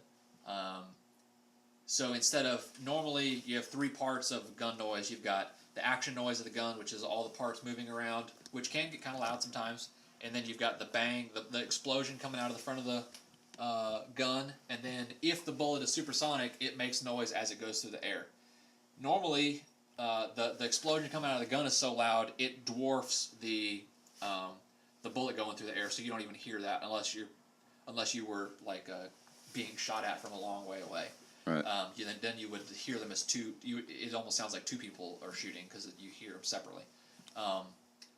The silencer can only stop the second one, the explosion coming out of the gun. It won't fix your action noise, and it won't fix the supersonic crack. So, if you're shooting subsonic calibers, then you have then you only have 2 parts. You have action noise, and then you have the blast coming out of the gun. The bullet won't make any noise as it goes downrange. So, the subsonic is something that, you know, some calibers you can get subsonic ammo and supersonic, and if you don't mind only shooting a short distance and you need it to be really quiet, then you can shoot subsonic ammo, and it'll be much quieter. Okay. And before we move on to the next question, I just want to say, coming from the military side of the house, even when you talk about shooting supersonic ammo at a great distance, it's still doing its job of keeping down a lot of blast as well as misdirecting sound in military applications. From law enforcement applications, from some of the people I've trained under, when you start messing around with, I don't know, taking down drug labs where there's a lot of flammable materials, they've actually found suppressors are very useful, maybe not for the sound, but at least for the flash and muzzle suppression so that they're not lighting things on fire and blowing themselves up as they take down, you know, drug dealers in their crack houses. So that is another thing. The next question, I'll try to answer it a little bit, and then I'll let our expert handle it. We did go through the fingerprint thing too. I don't know. Oh yeah, we didn't do that. I'll make it really fast. So yeah. You pick out as far as the buying thing, yeah. So you back pick out what you to want. I'm a brand new customer. You showed me what I want. I picked out something. Right. So pick out what you want. Let's say you want this one. I get you the exact serial number off of this particular can, whichever one you're getting. I write your name on it with a removable sticky tab. You pay me. We figure out what total is. Pay me. You'll have to pay a $200 tax as part of that. It's a registration fee. You can either write a check directly to the government for yourself, or you can pay me and I'll write a check for you. And then you got to get fingerprinted. I don't know if this is on or not, but I have a fingerprint scanner. It's the same thing that they use in police departments. You can also do it with ink. I used to do ink cards. I still do every now and then, like gun shows, that kind of thing. But anyway, we fingerprint you. It's FBI fingerprint cards. It's the same thing as you would do as if you were getting booked or if you were going to apply for a security clearance, like to work at a nuke lab or something. And then we fill out a Form 4, which is, let's see if I've got one that's not filled out. I'm just showing people your sign here. Free with purchase. Yep. So I'll cover up this cover guy's somebody's information, info. but it'll come with a tax stamp. This when they say tax stamp, this is what they mean. It's a literal stamp. It's that says $200 U.S. government blah blah blah, and it's a 2-page form. We do everything in duplicate. We'll send off. I'll type it up for you, and you verify I didn't mess up your address and stuff, and then you just sign it, and then we mail everything off in a packet to ATF. They'll sit on it for a few months, and then at some point when it finally gets to your turn in the line, they'll run your background check. The background check is more or less the same thing as if you buy a gun. The only difference is they also have your fingerprints to verify that you're not lying about your identity, and then it'll come back to me with that. When it comes back with that stamp and an approval signature from the ATF, then I give you a call and you come pick them up. Earlier in the day, I got a bunch of them. People called them on Friday and Saturday, and this is the first day we're open for the week, so that's why we kind of had a mad rush. People coming. Those people have been waiting 8 to 9 months for their silencers, so they were pretty excited to come and get them. Let's see. And the whole point is that you handle all of this in-house, whereas most shops you go to, if you do this, you have to go somewhere else for the fingerprints, Yeah, somewhere else for the photos. Names, there's a gun store in town that probably sells.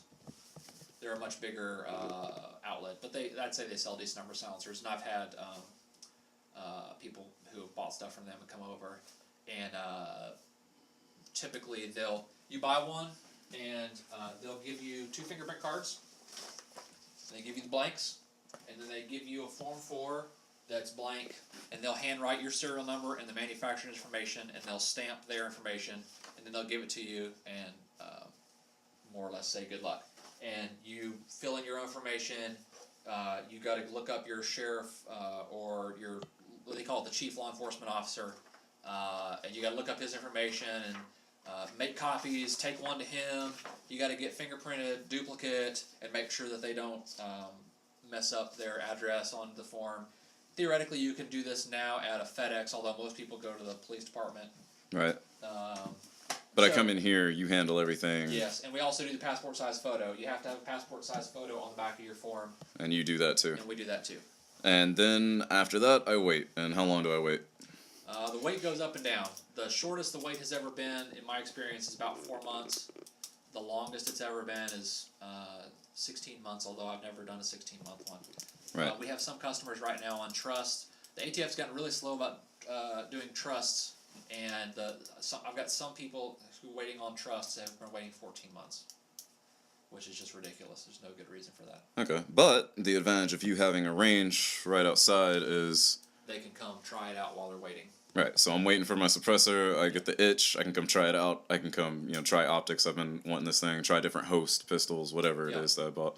There's a new thing also that's just taken place that it hasn't started having an impact yet, but should in the future. I can show you this one because this dude works for me.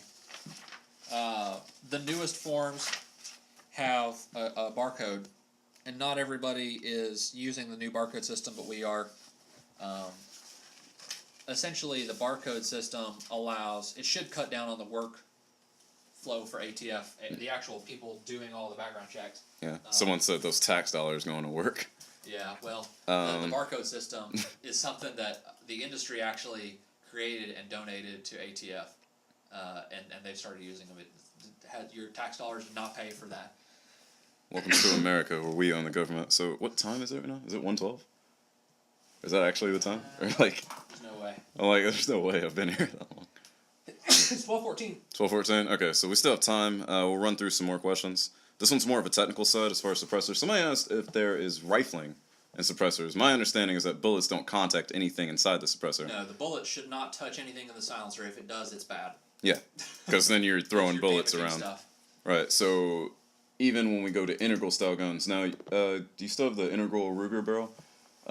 You told me, or at least from what I remember, is that you told me that this style of suppressor, its advantage is that everything you fire through it will be subsonic because it's kind of slowing it down through flutes, or is that not everything, the same? but it can be. Okay. This one This one doesn't have any venting. It doesn't have any. So, because typically a .22 rifle is going to have at least a 16-inch barrel. High velocity ammo is. When they say high velocity, those measurements are typically going to be on a longer barrel, probably a 16 or a 20-inch barrel. So something that says on the box it's supposed to be, let's say, 1,200 feet per second, because it has less barrel to burn gunpowder, and it's burning gunpowder the whole way through the barrel usually, and the more barrel, the more gunpowder it burns and pushes, the faster the bullet goes. If you chop the barrel down, the bullet goes slower because it has less time to speed up. And so there are some bullets that you can buy bulk pack high velocity ammo. In this country, high velocity ammo is typically cheaper. It's like the kind of the standard. Yeah, you buy bulk packs from Walmart. There's Most people are almost getting always high going to be high velocity. velocity. Yeah. Right. You can use high velocity, and some brands, a lot of brands will be subsonic out of this barrel. As far as which ones, I wouldn't be able to tell you without doing some testing, but Okay. Someone else is asking, why don't we use wipe suppressors anymore? Or do we? we still do. We still do? Yep. Okay. Why are they not as popular, I suppose? Or are they? Am I just not knowing? They're not as popular because they require more work. You have to. They wipes wear out. Some of the really good wipes don't wear out. Like the dead air wipes that they were selling lasted a lot longer because they were pre-punched. But some wipes need to be replaced as fast as 30 rounds. So you go through 2 pistol magazines of your Glock, for example, and your wipe is getting kind of ragged, not very quiet anymore. So you got to take the end of the silencer off and cut some rubber out with scissors and put a new wipe in there. And the newest silencers are quiet enough. A lot of these are quiet enough to where they don't need a wipe to be quiet. So Why mess with the extra maintenance? Wipe with it. Some people are under the impression that wipes are controlled, like they are the controlled part of the suppressor. Is that true or no? Or does that depend on the manufacturer? Wipes are the control part of the suppressor. Like a manufacturer would have to give you more tax stamps for wipes instead of a suppressor, or is that not true? So the ATF disagrees with themselves about this, and they just changed. Yes and no is the answer. So there is a letter, and I can't remember the name of the letter.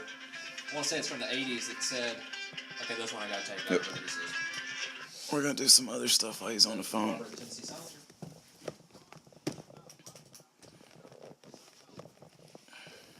Okay. Hey Justin. All right. Hey Nevik.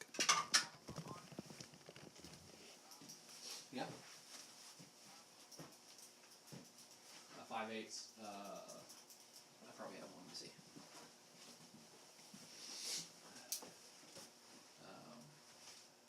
Half by 28.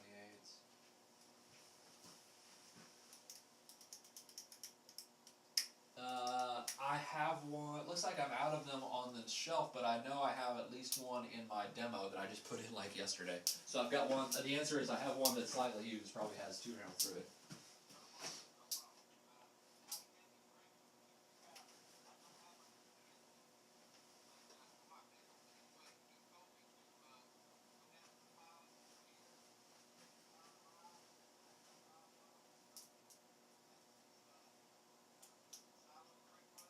Yeah, look for the sign that for Shiloh Baptist Church, and the turn. You happen to know where the golf course is in Seymour?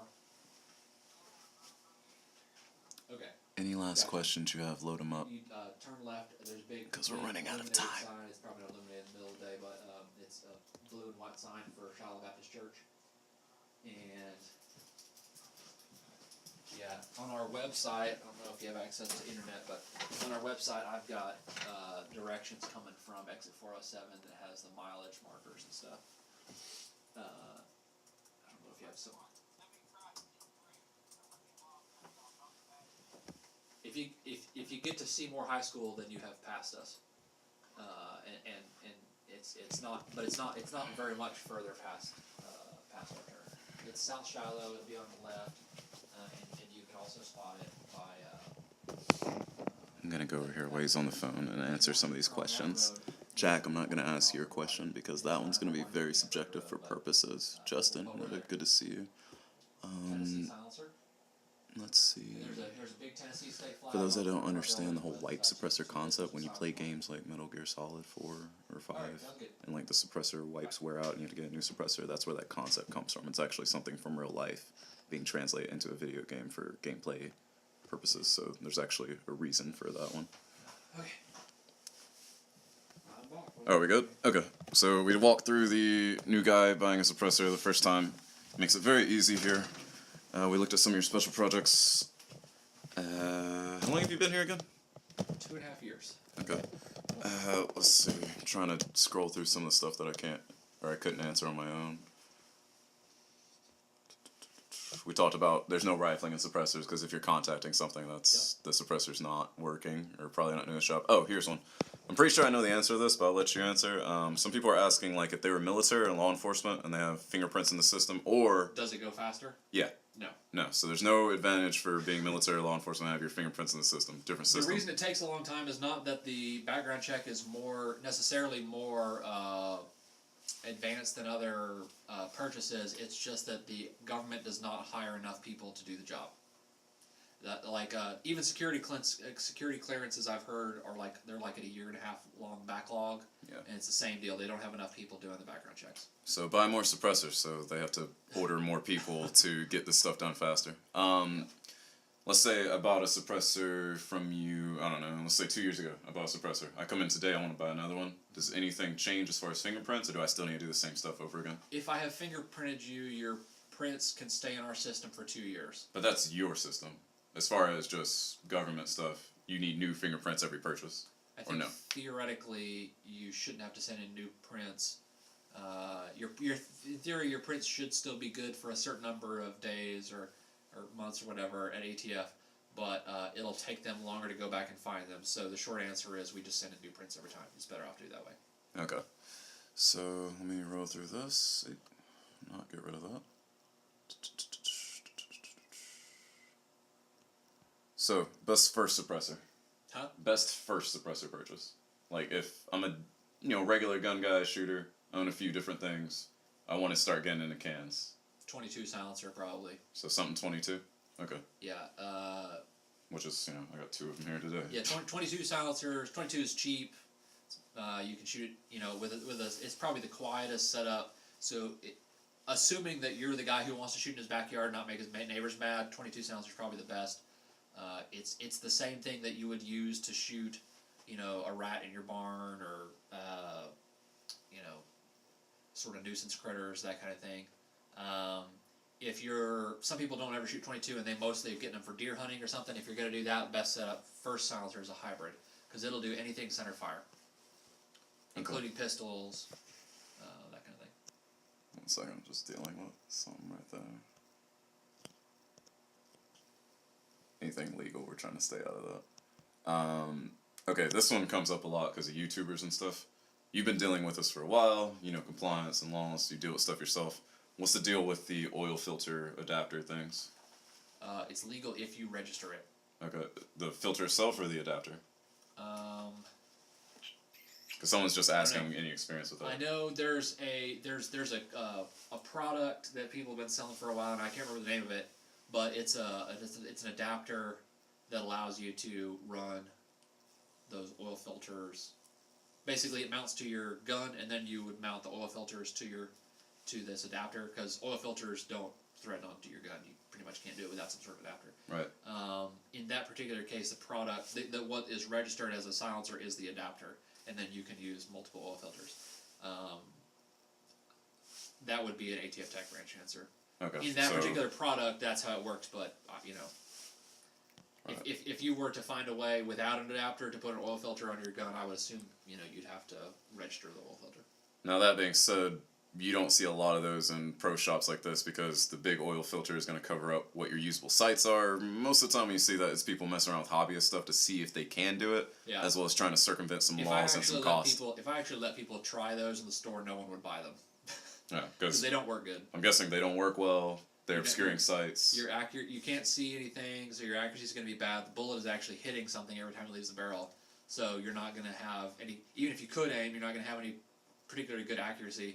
And they're only a 1 baffle system, so they're not going to be very quiet. Okay. So the oil filter thing is not particularly good. Mostly just people messing around.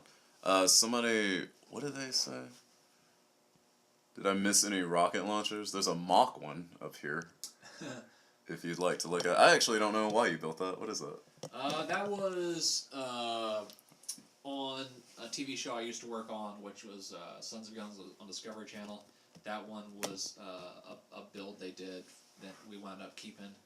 It was the 2nd episode, and I got that for free. No one wanted it when the show was over with. And I think it looks cool. Oh, sick. Another phone call.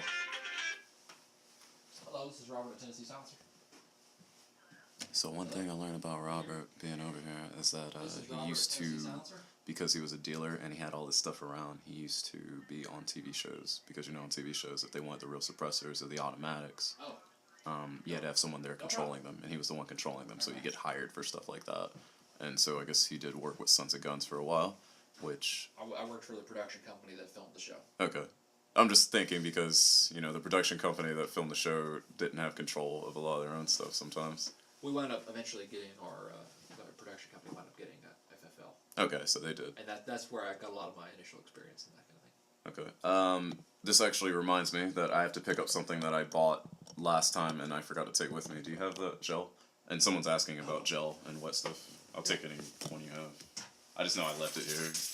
I don't know if this one's open or not. So when we talk about wet and dry fire, some people would like to put some sort of material in their suppressor in order to take some of that first round pop away and make the first few shots a little bit more quiet. Either in a hunting, recreational, self-defense role, whatever.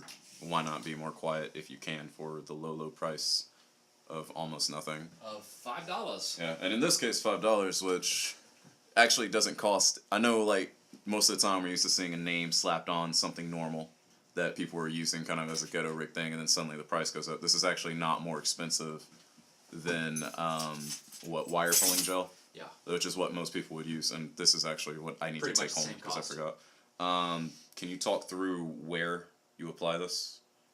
And Well, it'd be different every silencer, but Okay. typically I would put it in. mostly first baffle, yeah, or something Yeah, like I would put it in the first baffle that the gun goes through. So this is a really easy to take apart silencer. Yeah. I would, with this stuff, I would just pour it right into the back, or kind of it's gel, so you kind of squeeze it in there. Or you could take the, if it comes apart real easy, you could like put a little pile of it right in there somewhere. Okay. And bullet going this way. And what is that doing scientifically in order to, or can you tell us, like, It's what is it? evaporating. So it's one of the way that silencers make the explosion quieter is they are a heat sink. So they suck the explosion's going on in there, and they suck the heat energy out of it and put out the fire in the same way. And so it's the same way what water does. Water doesn't like kill fire. It sucks the energy away from it. So you're adding this water or grease, anything that can evaporate, or the wire pulling gel, for example. It's evaporating that flame 10 times faster than it would normally. So the flame is what causes the noise, and you kill the flame, you kill the noise, makes your silencer quieter. Okay, so that's one of those implements that people used to have a rig for, but now that suppressors are coming into the main light, they actually make a product for, which, you know, aside from just, you know, being a specific product, actually has a nice little applicator. We're going to take a couple more questions. I actually have business I have to do with Rob here before I have to get on with my daily chores. And hey, if I get this job that lands me tomorrow and I stay in Knoxville, then I'll be back here some other times and you guys can ask questions. Hit !trip as a command. It'll show you the link to his website where you can check out his business, and most of the stuff you see in here, he's accessible with email and calls. I mean, you guys saw him answer the phone a few times. Someone asked if we're gelling. Now, if I understand it right, you deal in firearms, but your mainstay is suppressors, so the firearms in here are meant to get people towards suppressors, or no? Well, I mean, anything in here, most everything in here is for sale except for the machine guns. They're rental only. Right. I can't sell machine guns to civilians. I can only sell them to law enforcement or military. Right. Or you but trade yeah, between any of the other guns. entities. I typically buy guns new that will mount to silencers, but we have a bunch of consignment guns. But probably 70% of my business is silencers or silencer related stuff. Okay. And the reason I bring that up is some people were starting to ask about specific rifles and stuff like that, and I'm like, well, this isn't your general store gun shop. There are other ones that are better. I like this shop because it's very specialized to what it does. Someone was wondering if you had LWRC products or something like that, but that's not really important for our purposes. Let's see, there was one more thing I was wanting to hit before I actually have to start trading and other stuff. Where was it? Yeah, it's all good, Justin. That's why I took you out of this shop. There's a lot of stuff here that you can see that you're not going to see in your regular shop or browse on the internet. Whether it's, you know, stuff that he has special days collected, or again the suppressor focus, which hopefully as time goes on this becomes more of a mainstay, and every gun shop has a dude in there that's handling their suppressor and their NFA items at all. Let's see. Okay, so this one is more personal for you. If you want to take it, you don't have to, and it doesn't matter if you have it here or not. I'm Okay. going to use this opportunity to mess with my stuff. Okay. Do you have a favorite old school gun that you can explain to them? Favorite old. I know you had your Woodsman, or not the Woodsman, the High Standard back there, but I don't know if that's a favorite or if that's just a cool. That's probably a favorite. Let me grab it. Yeah. So let me explain this High Standard pistol he's about to show you. They haven't made these in a while. Apparently they're supposed to make them again, and it has better features on it than stuff that's coming out in 2017. So I'll let him show you. So I have an old school that I have made new again. This is a gun that my uncle gifted to me when I was probably 12 or something like that. And it's an old Sport King. Actually, a lot of the video games that are sort of Vietnam based, the Navy SEALs had a version of the High Standard that had a silencer on it that they called the Hush Puppy. I think it was the HD military, so it had a hammer on it. Most of them had a hammer on it. This is the Sport King. I want to say this one is a late 1950s model, so it's relatively old. Cool thing about this, as far as suppressors, when I bought this, it was not threaded, and I have had it threaded so that you can mount a silencer on it. So I'm unscrewing it now, and those are the threads on the end there. Typically, these just have a flush front, and that's how I shot it for a long time. But these things are super reliable. When I bought it, it was old and beat up. It had already been shot a lot. It's probably a competition gun. I put new grips on it because the old ones looked terrible. And I eventually got all rusty, and I've had it recoated, sandblasted, recoated. I even took it quit shooting one time because I put so many rounds through it that the firing pin finally got bent in it.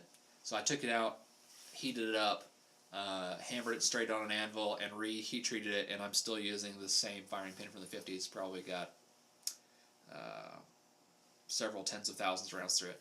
But for cleaning, silencers sometimes can make guns a little bit dirtier. So for cleaning, if you need to access the barrel, you pull this pin, and the barrel comes off, and the slide comes off, and that's as far as you need to take it apart for cleaning. And it's also got a really good stock trigger. The trigger in this gun is something that you would have to pay a bunch of money for as an upgrade nowadays, and it just comes with it. And that quick touch system, you're not going to get that in there's any gun. Everybody's bragging about how easy the Ruger Mark IVs are to take apart, and it's brand new, and it's this amazing new technology, and this has been around for 60-something years. You know, this was old news back in the 50s, and gun manufacturers just got away from it. Good. So hopefully that answers that whole retro question. For now, y'all guys can keep asking questions. I actually have to do some trading, and we'll talk a little bit about etiquette and how you treat other people now. But if you guys have other questions, load them up. We'll try to look at them as we go. Da-da-da-da-da. And yes, Jack, I'm going to try to stay away from the political climate, especially with what's going on in the news, but what you are saying is true. Not legally, not legally. Exactly, Ruger making a new design with their button, and he just showed you a pistol that was around in the 50s or 60s. And you look at that, and if you're a fan of the Ruger Mark IV or Mark III, even the Smith & Wesson 22 Victory, which is like brand new, you look at how that comes apart, and you're just like, what in the world? So what I'm going to be doing today is showing Robert a rifle that I'm not really sure if I want to keep, and seeing if he can trade me out something. One thing for people, which I've noticed over the years of messing around with guns, I don't know why, but when you go into shops and you sell stuff, you shouldn't expect to get back what you paid. I don't know why people do. In a shop, the guy has to make money. There has to be some margin there. And this has nothing to do with guns. It just has to do with people reselling stuff. There has to be some sort of margin there, and that guy is going, or that woman, that shop is going to somehow turn a profit on your stuff. Otherwise, they wouldn't buy it from you. So when they offer you a price, especially if it's an on-the-spot price for something that might be in a bad condition or might be something that nobody knows about, they're probably not going to pay you as much, especially if it's something used, because they have to turn around and now sell it used for a cheaper price than they would sell something new. So if you're trying to sell used guns and stuff, don't expect to get your money back. The advantage is that most shops, bigger shops will just take whatever you have, and it's gone from your life at that point. So that's just an etiquette thing. I've seen people go into gun shops that are just idiots about the way they act. If you don't like the prices people offer you in shops, you can get online on Arms List or whatever site you use and try your luck selling it yourself at whatever price you think you want for it.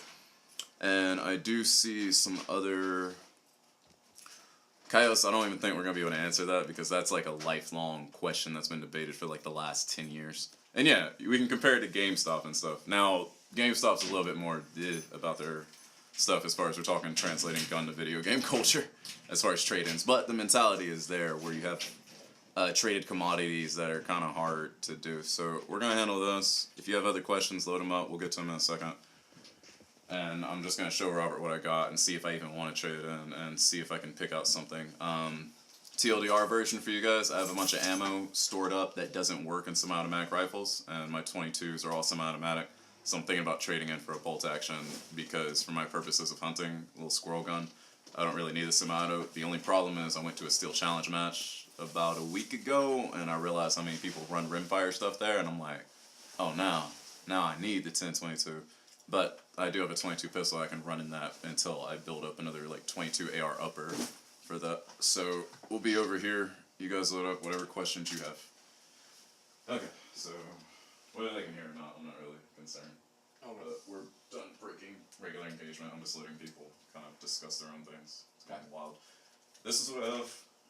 The scope I'd like to keep. The rings, I'm not really sure. Bone stock 1022 modifications. And you already had it threaded? Yeah, I had it threaded specifically for the Sparrow. I don't know if the length was different or not. It was just something I was told. And then thread protector. If you want to look up who did it, it's Accurate Ordnance in Georgia. Okay. Really good guys as far as their work goes. I know it seems like a cheap job for them to do. They mostly build precision rifles, but at the time I was like, I want it done right. And then I took the whole thing apart from the stock, cleaned it all up, greased it up, put it back together. The only modification I've done is a little slingshot mod, so I filed a little bit of the keeper down.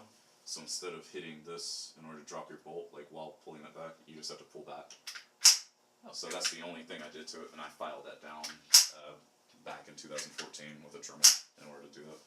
And you can still lock it with the bolt closed. Okay. And like your other barrel over there, there's no front sight because that's the part that was threaded, but you know, I expected it to be a scope rifle.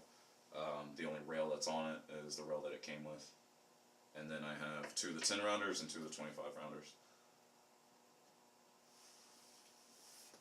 And even if I trade it, I honestly don't even know what I'd be trading for anymore. I have to go back over what you have because I'm kind of like, I don't know what I need now.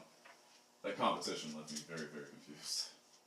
But honestly, I'm thinking that a lot of guys were there with 22 ARs because it's kind of a rimfire thing. Honestly, I'm like, oh, Steel Challenge. That would be a great supplement to my USPSA stuff because then I don't have to run. Yeah, they did a good job with this. They even left you a little rubber O-ring spot. Yeah, that was the whole point of having it specifically for the Sparrow. Yep. Right now the Sparrow is actually on the Victory. I did a few tests and I found it to be more pleasant on it, even though it's a little bit longer than the Pilot. So I think I have both of them with me, but whatever rifle I'm going with, it's probably going to be the Pilot on there. Okay. Let's see. Do you want to keep the scope? I'd like to keep the scope. The rings I bought from you, so I can take them, leave them, whatever it needs to be to fit. Honestly, when it comes to running that stuff, I'm probably just going to run the Victory. Did you have ammo you wanted to trade too? I didn't, because I didn't know you would do that. Otherwise, I might have just traded you a bunch of ammo. What is your ammo? It's all that stuff you don't like. AAC, or not AAC, CCI quiet. How much do you have? Of segmented. Is it like thousands or? No, it's like 500 each, and like 1,000 of the other. Like one is segmented, one is unsegmented, and then I have like the Remington CBs that don't even have like a rating on them, but they're pretty much heavyweight, low speed. So I was just gonna get a bolt action to swap them out. That way I have something to run through my can and it'd be quiet. As far as competition goes, I'm probably just gonna build a 22 upper to do with that and mess around with the Victory until then. Okay. Let me see So, what 1022 are for these guys. Yeah. Like I said, I'm not one of those idiots. I'm not expecting to get a fortune out of that. I just wouldn't have a use for it at this point. And you know, you showed me the Savage rifles last time, and I was kind of like, I'd like to check those out. And they will shoot your CCI quiet. Yeah, that's the whole point. It's like, okay, I got this ammo, I can't shoot now. When I was a kid, those CBs were like my favorite thing in the world because you could shoot them without a silencer and they were really quiet. I do, Jack. I have the Victory that I bought here a couple weeks ago, and I can run that for Steel Challenge, and it translates more into my USPSA shooting anyways. As far as the rifle stuff, honestly, if it wasn't an AR, I wouldn't be getting much out of this Steel Challenge stuff, so I'm probably going to ditch the 1022, go with the AR-22 for the Steel Challenge stuff. Yeah, I'd say a lot of us. The current trend is with polymer frame handguns as we're going as far as weight goes, as far as modularity, different grip panels. There's a lot of things we built to advantage, but the steel frame handgun is not going to die for a very, very long time. The same way the revolver has not died for a very, very long time. That being said, Chaos, there is an advantage to steel frames, is having the weight to help tame recoil. I mean, you shoot like a Colt Delta Elite next to a Glock 20, both of them chambered in 10mm, you're going to notice the difference. Absolutely. Do you have does it come with a magazine? I have 4. Okay. And they're all yours.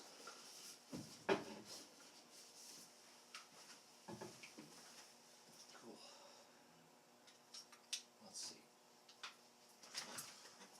And I think that's all I got. I don't have a box. I don't have any Ruger's manuals or locks or anything. That's fine. With the 4 magazines, I could probably do it for like $215. That's like store stuff, or yeah, Is it worth a store trade in, or that work.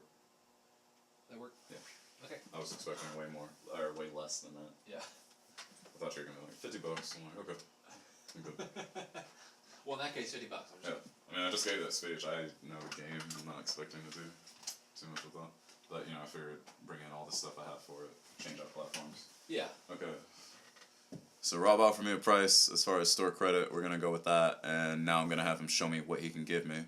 Hey Jesse, how are you doing? I know you're in Great Britain, so a lot of this stuff in here is not stuff that you would normally see. So you let me know if you have any specific questions.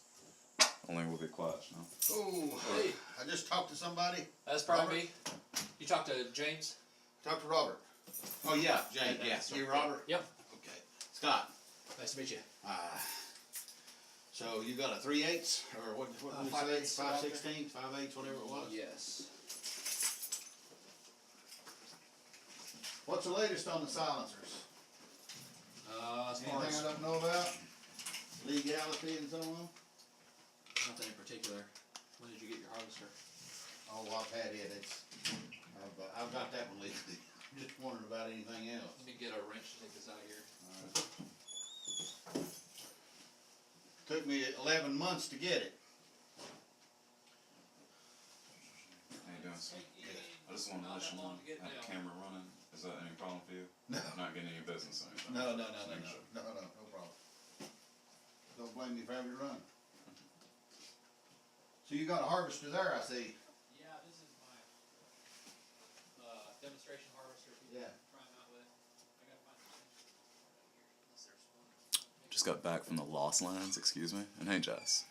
I think I already have it. I just bought a Diamondback AR Uh-huh. with a 300 blackout barrel, Uh-huh. and it's got. I took the flash suppressor off of there, and it's got a 5/8. I didn't expect that. Yes. But anyway, it's. So do you have a 1/2x28 also? For Yeah, I have had the 28 for the other stuff, Okay. but the other things I have the 28. Okay, I don't know where my wrench went for this. I'll have to grab another one out of a box. Luckily, I have extras in the back. Boy, you are out of the way here. I'm telling you. Good neighborhood. Yeah, well, I'm sure it is. Hey, sir, if you have a moment, I'm Q. By the way. I don't know if you can What's your name? myself. Q. Q? We have a live stream going. You obviously own a few cans. If you want, would you say like what the best part about owning a can is, or just why, or you don't have to at all? The best part about owning what? A can? Oh, Yes, no, yes. silencer, yeah. Just coming around. I'm trying to get people to understand that this is just something we Well, do. it saves for my fun. hearing. Saves your It hearing. saves my hearing. I shoot a lot, and it saves my hearing. It's great. Yeah, don't have to have. Yeah, I don't big, have to heavy have the earmuffs. headphones. Don't have to have when I go to a shooting range. I don't have to do any of that kind of stuff. It's a wonderful thing. I also own a Ruger takedown. Oh. That has a trade barrel, and I saw advertised on one of the TV shows there about guns that they make a barrel Yeah. that goes on. It's already silenced. Yeah, he's got one here. And, got one over you here. got one He there. can show you. But you can't buy it without going through all the rigmarole, can you? It's just like buying a silencer. Well, that's what I'm saying. You can't. You gotta go through all that waiting time, all that So suppressors, back through regular get it people. and so on. Yep. Is that what you needed? Yeah, I just want people to know, like, hey, this is something that regular people do. Most Oh, people, yeah. they only see movies, they hear Suppressor, they think, oh, that's James Bond stuff. Oh no, Just man, want people to know it's this. great. It's great. Yeah. It's great. Plus, I live in city limits, and if I want to, you know, the city limits Tennessee, they can't dictate that you can't during your hunting season. If you have a hunting license, you can hunt on your own property, no matter where you are. Okay. So if I discharge a weapon in the city limits, there, nobody's any more wiser, you know, for the situation. So Right. And you're not bugging anybody. not bothering anybody. If I have problems with groundhogs where I live and digging holes and everything, so I I've dispatch got the one that just dug groundhogs under my air conditioning. and don't in the have any house. problem with getting rid of them. So it helps me. That's what you need right there. I think that's it, probably. That even came out of I don't know where the baggie is for it, and I put that in Saturday, I think, so it's probably had like 2 rounds through it. well, that's no problem. Okay. That's not a problem. What owe you? $80.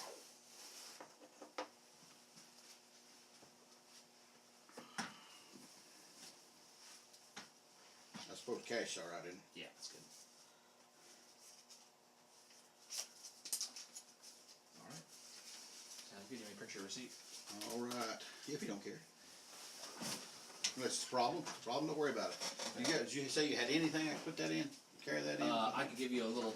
Sandwich bag or something? Yeah, I've got. This is for a different product actually, but it's the same. I'm not sure. I must have thrown that. Oh, Jesse. This is another Silencer Co. pouch. This is what it would come with, but just with a different. Okay. Yeah, good deal. There's another question. Do they make Totally these things understand that single fit, stack chuck. smaller tube in here? A smaller barrel, yeah, you mean? No, smaller tube. Tube for a silencer. A smaller tube than the harvester tube.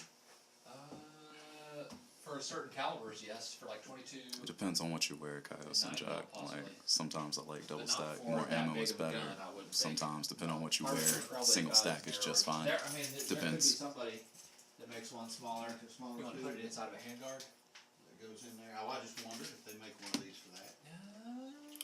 Yeah, I think in 2017 we've kind of gotten beyond all the 22s the are thumb obviously safety outside. as well as the hammer.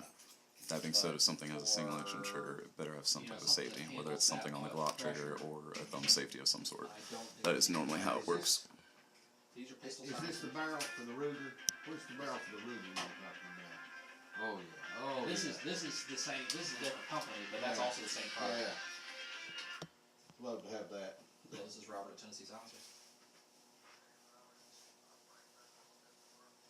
Hey, I'm doing good. Yes. Yes. Yep. I have a couple different people in the store right now. Do you mind if I call you back in here in a few minutes? Yep. I've got some news on it. I'll give you a call here in a minute. Alright, thanks. I suppose your phone has been ringing off the wall after all the shooting thing, huh? Yeah, I mean, today's the first day I've been open, so Oh, yeah. it hasn't been too crazy, but. Well, they say you go through the same rigmarole with that thing. Yeah, we do the fingerprints here, we do all the paperwork for you. So I don't know how much How much difficult it those was for run? you last time. There's $5.99, I believe. And this is what it comes with. It comes with the whole. This isn't the right barrel. caliber, but this is So, the rifle you I'm know, thinking as about far as picking putting up. on your Bolt gun. action Savage, AccuTrigger. So that's I'm gonna let him exactly talk what me I have. through some stuff though.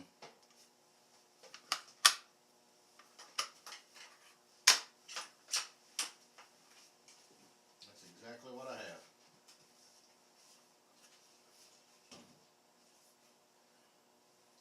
Does it sound pretty much like a silencer? I'm sure you tried it out, haven't you? Oh yeah, it's super quiet.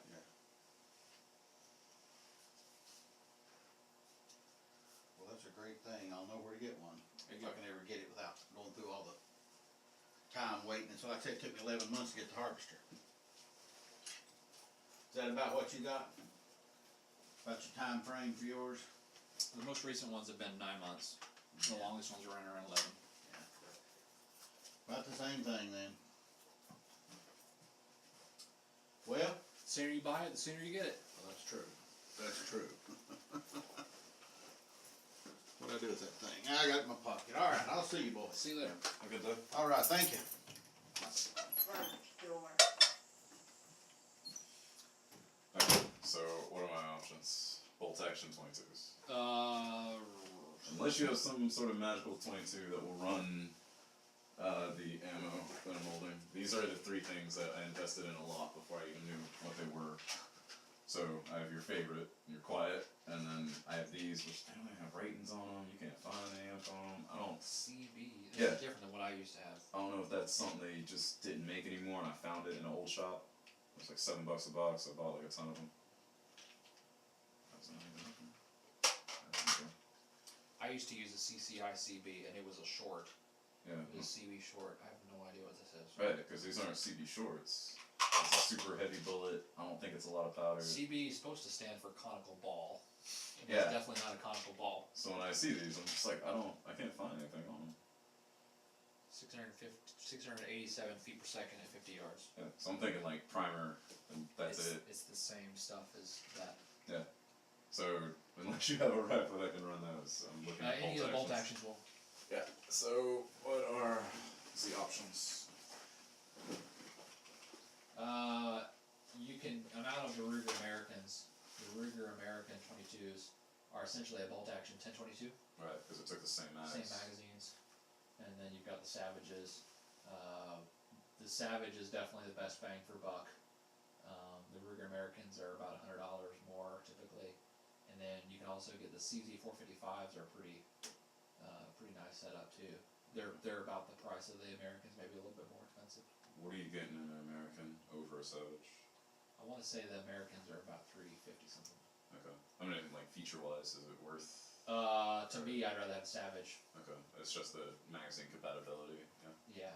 Okay. So it's If you're heavily invested in 1022 magazines, you might want the American. But for $100, I mean, you can get a heck of a lot of Yeah. Savage magazines. Plus, I'm about to get rid of those to the 1022, so I don't really want to take that on again. I mean, the 10-round rotary mag is really cool, but. I'm not a huge fan of those 1022 magazines. They're hard on the thumb. Okay, yeah. So there's that too. And then just for the purposes I was using it for, like I told you, I bought 2 of those 25 rounds. I was like, yeah, why not? And then I'm like, I don't use these ever Yeah. for anything, so. Again, because they're really hard to load, probably. Yeah. Because they're load, the profile of the gun, it's not like I'm running around the AR. I'm not using it for the same stuff I do AR. If I was to take a steel challenge and stuff, I would. But that's not even going to be a gun I'm running in steel challenge because I have other plans for that. Yeah. So it just kind of diminished that quality. The CZs, do you have any here? Or I don't. No. Advantages over the Savage and the Brand. brand? Okay, so Fit and finish is a little nicer on them. because they're higher end guns. They're just more expensive again. Okay, prices around $350-ish or a little bit more. Let's see. We're dealing with numbers right now, which is why we're not giving the details of this. Plus, it's a personal purchase thing right now. But I'll take some time to do questions.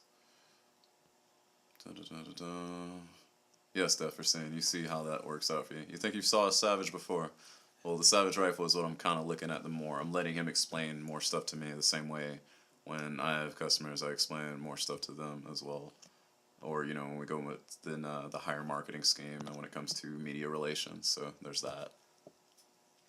And yeah, Chaos, that seems to be normally the way.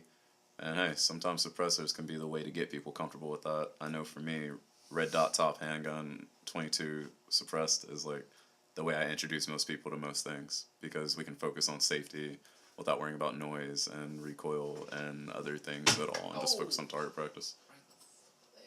Rob just took an injury in the shop, so you guys stand by on your cell phones.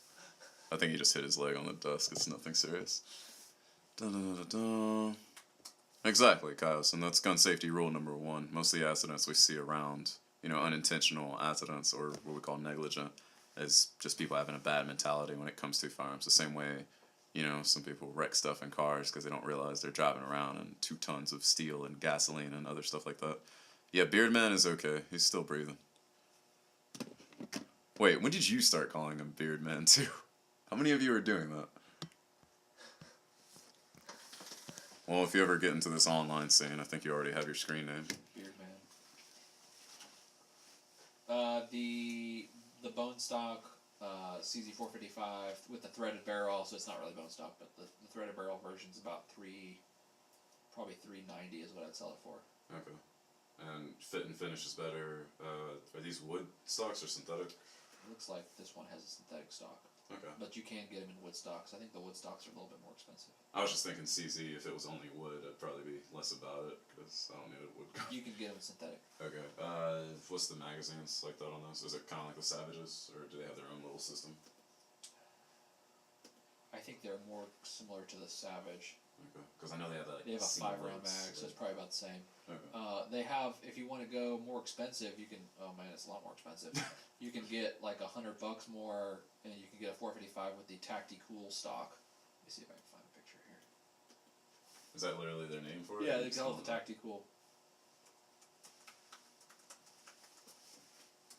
I'd probably get the Tacticool because looks is 90% of it. And any other questions that you guys want to load up, suppressor wise, gun wise, or if you just want to say anything, because there are some special things in here, and I know some of you saw them as the preview as we were walking through, but we can do another walkthrough if you so request. We're just handling some business now.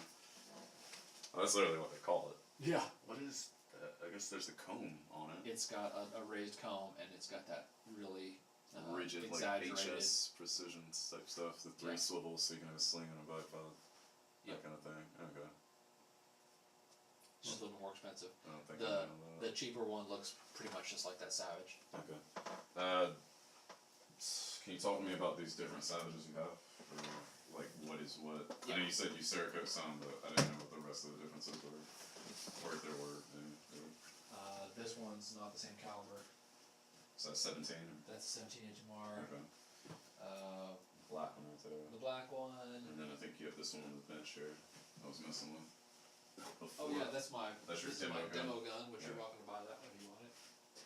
And then they have some that have the Troy Landry stock, which is just that hydro dipped Swamp People. swamp people stock. Can I see that just for the shooting size? I just want to talk about that as far as marketing goes. Bless you. So that's a factory stock, and then we've Cerakoted the barrel and the flash hider. And it's with the gator skin from the factory. So if you guys have ever seen the show Swamp People with Troy Landry, aka Shoot 'em Jay, I think that's like his catchphrase. This is an actual partnership you can get if you get famous on TV in the US, is you can get gator style stock and you can have your name on the gun, so it's your signature edition. Maybe one day we'll have a Q edition something, but with all the companies with Q in their name, I really doubt it. I'm probably breaking rules right now. Okay, so I don't need the Gator Landry stock, but as far as barrel quality, they're all about the same, or Yeah. and they're all threaded.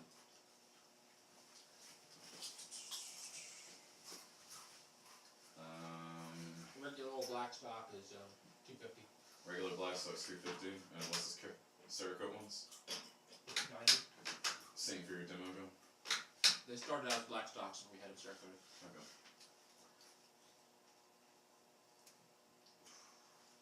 I'm just checking out the accoutrement. So sling swivels front and back. That's something I didn't have on that. That was annoying.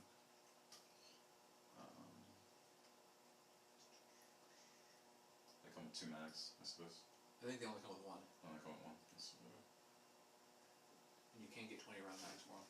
I imagine they stick out a bit, but that'd be nice to have for just start practicing zeroing. They're not too bad, especially if you're using the black body. I wish it was infield style. I do like that.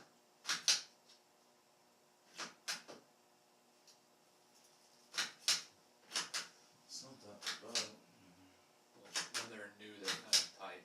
Yeah, that's what I imagine you were saying about, buying a CZ with a fit and finish. I tried the AccuTrigger before. I actually did a lot of research on these since you brought them up. I know this. I even saw like Remington makes a 738 now, which is like their old budget 770, only with the AccuTrigger and like a better stock. And I was like, wow, everybody's using this. I guess somebody has a patent on it. Is it Savage? No or- idea. It has to be some other company because Ruger, Savage, Remington. I think it's kind of like that flight control wad. Somebody made it out in their Patented. garage, and then everybody's paying them to use it. Yeah. Because I see this in like every rifle, and it makes sense as far as cheap versus at least as a stock trigger versus Yeah. paying 400 or 500. Alright, so trigger's built in. I'm guessing people don't really take these apart too often, or do they? And it's just a matter of these screws. Yeah, to clean it, you don't need to take the receiver or anything off. I probably would. You basically just pull the trigger and the bolt comes out. Oh, so if I wanted to do that right now. Make sure the gun is on safe. So it's on safe, you hold the trigger and you pull the bolt and it's releasing like that. Oh, so the trigger becomes its own little release. I mean, I think the 700 is the only only bolt action platform I've messed with. Yeah, this one's really tight still. They're not usually that tight. And this is your story. Well, I just started using it like a week ago because some people keep buying my store gun because they've already got scope on them. I was gonna say, I have my own scope and I'd probably dump it onto one. So, store gun's same price. That's the 17, so. These are $290. If you want the straight black, they're $250. Okay, straight line. The MSRP on them is like $299 or something like that. I've been buying these a dozen at a time, so I get a special price on them. Okay. I'm gonna do something for promotional purposes while I keep thinking of this. Okay. Got that. So, for a few dollars more, I can get this totally nice green stock with this brown barrel, and I can feel better about myself when I sleep at night. Is that worth the money, or should I just go with the black rifle? I really don't know. I'm asking you guys, because I really can't decide. Okay, so the low mount rings, they should be the same height, I think, so I don't need to swap those out if I get one with no scope. Looks the same to me. Yeah, okay. So I just try to make this as painless as possible. So $290 for this, $250 for the bone, for the black. Nice those attached. Do you have any bipods for sale like this? How much are this? I think the cheapest ones are in the $40 range. Okay. I've never even used 41. bipods aside from like precision rifle. When it comes to this stuff, I have no idea I got how you can use it. long ones for 41 and shorty ones, slightly different company for 45, and then they go, if you want to have a swivel, they're like $20 more. Or you can go really tactical. For that price, I wouldn't. I've seen those, and I'm just like, oh, I don't understand. Those things are awesome for certain things, like for machine gun stuff. They're awesome. Yeah, I imagine. But for that, it's way overkill. Yeah, I feel a little something too. I was just thinking, like, okay, if I post up and take some shots to 0, or I can always take it off and go sling if I, took it up hunting. Yep. For comparison. And this is the black model for the regular price, and I really don't know which one I want to go with. Save the money or get something that looks nice. If you notice the enlarged bolt knob on here, this used to not be a stock feature in rifles. You would have to get something trimmed down, screwed in, and then add it for, not really these rimfire rifles, but mostly for bigger precision rifles, as rimfire moved into the precision game as well. You're seeing that this comes on a stock sub $300 gun, and kind of like we're treating ourselves to better features these days, just like airbags in cars or navigation systems and stuff like that. Instead of adding it on custom, it's coming from the store like that. The AccuTrigger, the big bolt knob, the Picatinny rail. These stuff is now standard, which is just better for our industry because people compete and we all win. So forward is a safety. I think you showed me that last time. Someone's like, get black, because you don't know if the green will match all my outfits.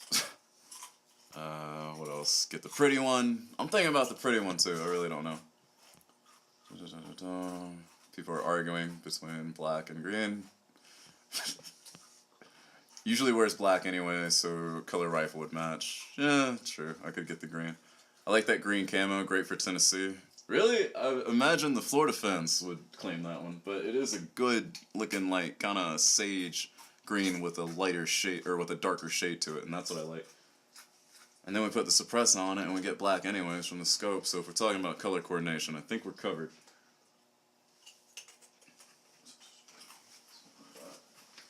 Okay, so on a more serious note, I'm not really sure. So what? I said on a more serious note, I really am not sure. I'm not just doing that for acting. Oh no. I'm kind of liking it.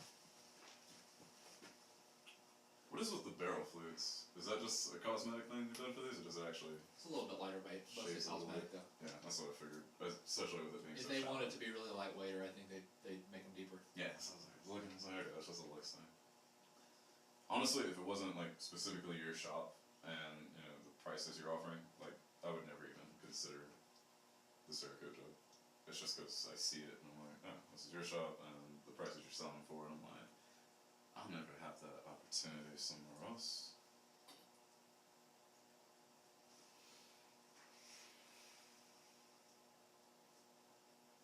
If you wanted to, also, I could do probably. Might have to take some screws out and stuff, switch stuff around. But if you wanted to, you could get the tan upper with the black lower.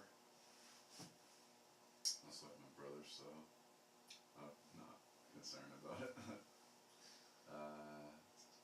Well, the main part you want Cerakoted is that barrel.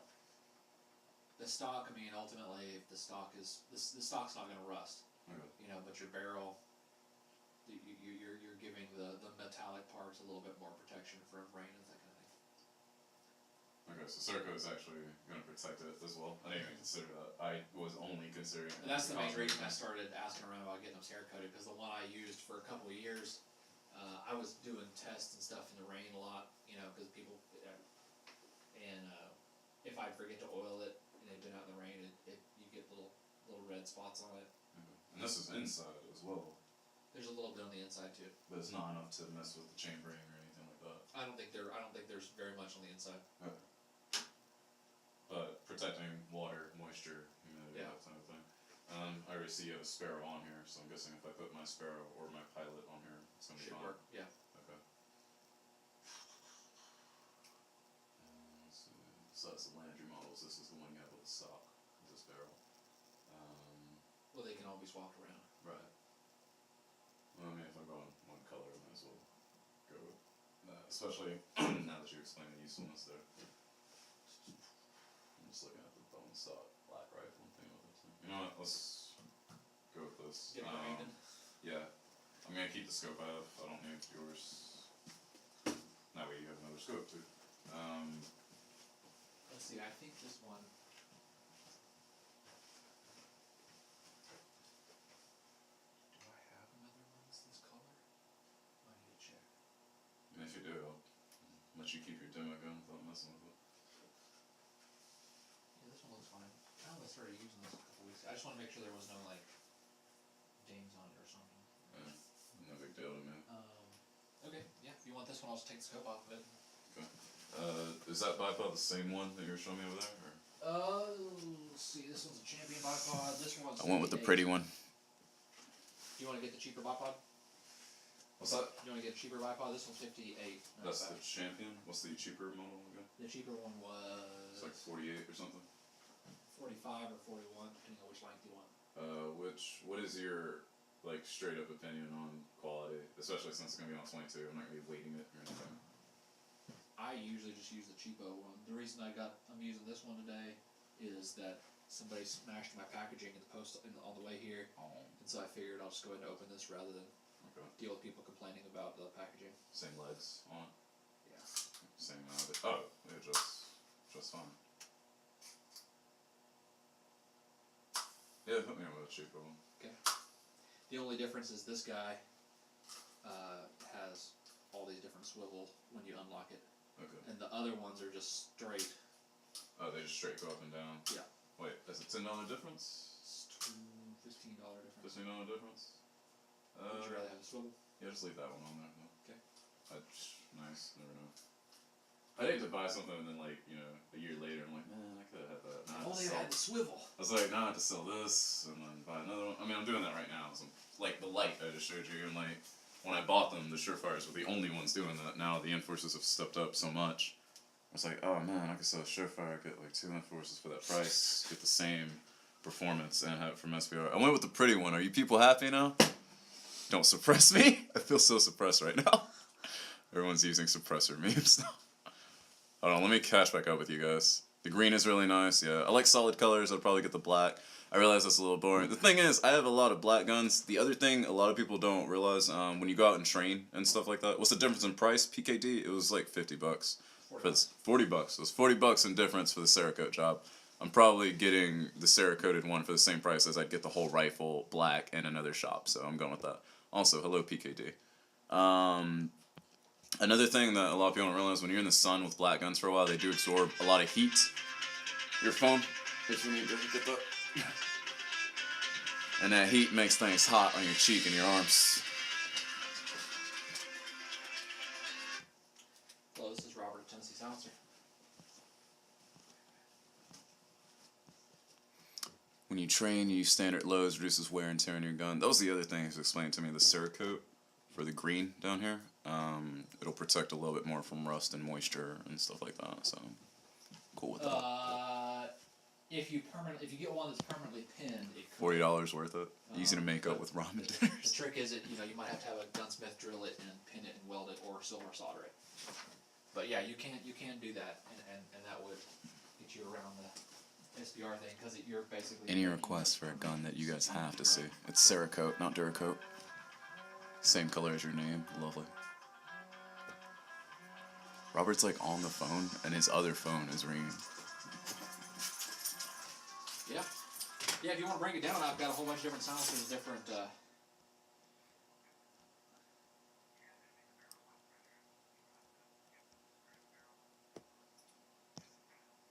Do you have a? You probably have a. If it's an AR-15 barrel, it probably is threaded. Do you have a flash hider on it right now? What are you talking about, Reddit?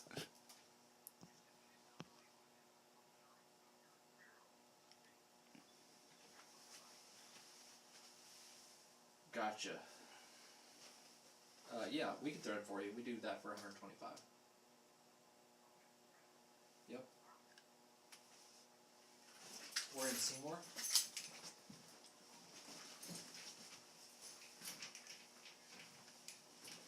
We're Tuesday through Saturday, 10 till 6.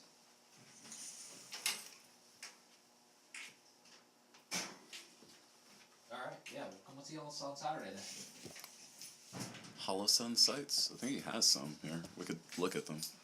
I'm Robert. Isn't that the cheaper company that made the stuff before Alright, see EOTech that? made it, though? So what do I think of them? I never used them. I don't like EOTechs, because me and my brother broke a lot of them when we were in the Army. And that's about it. Yeah, what are you guys talking about Reddit for? Barrel's a different color. Are you sure it's Cerakoted? Yeah, the barrel's Cerakoted a different color on purpose. That was the job that they did. That's what we were discussing back there.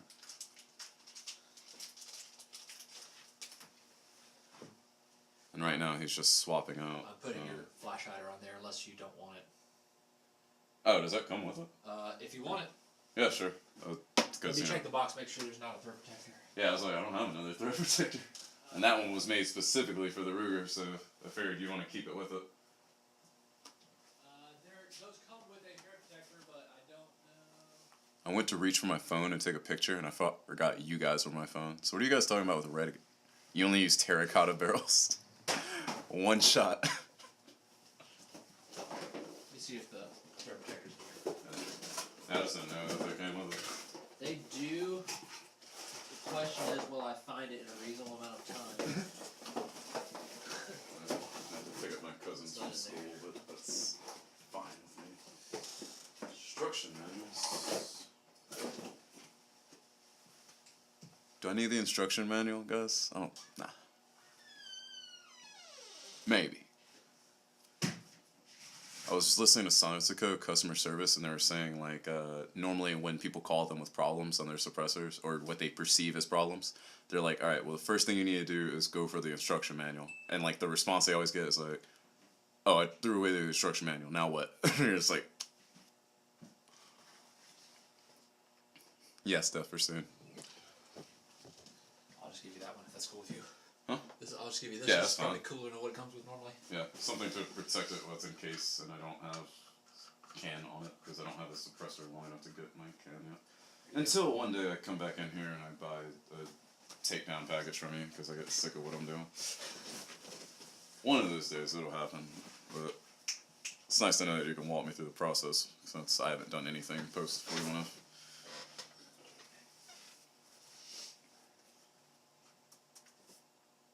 If you're buying one as an individual, it's actually easier now. Yeah. Okay. So should I scrap my trust and change everything over? Or You have a trust now? Yeah, everything has to be stayed on the trust? Like, I already had the trust from way back. You don't have to do anything with the trust. The only difference is it's taking longer with the trust. From your perspective, it's the same amount of work. From my perspective, trust is a little bit harder, but I don't charge any extra. Okay. So, if you're already using a trust, I might still use it. The only problem is the wait time's been longer. think it's gonna be a while until I do another suppressor purchase, anyways.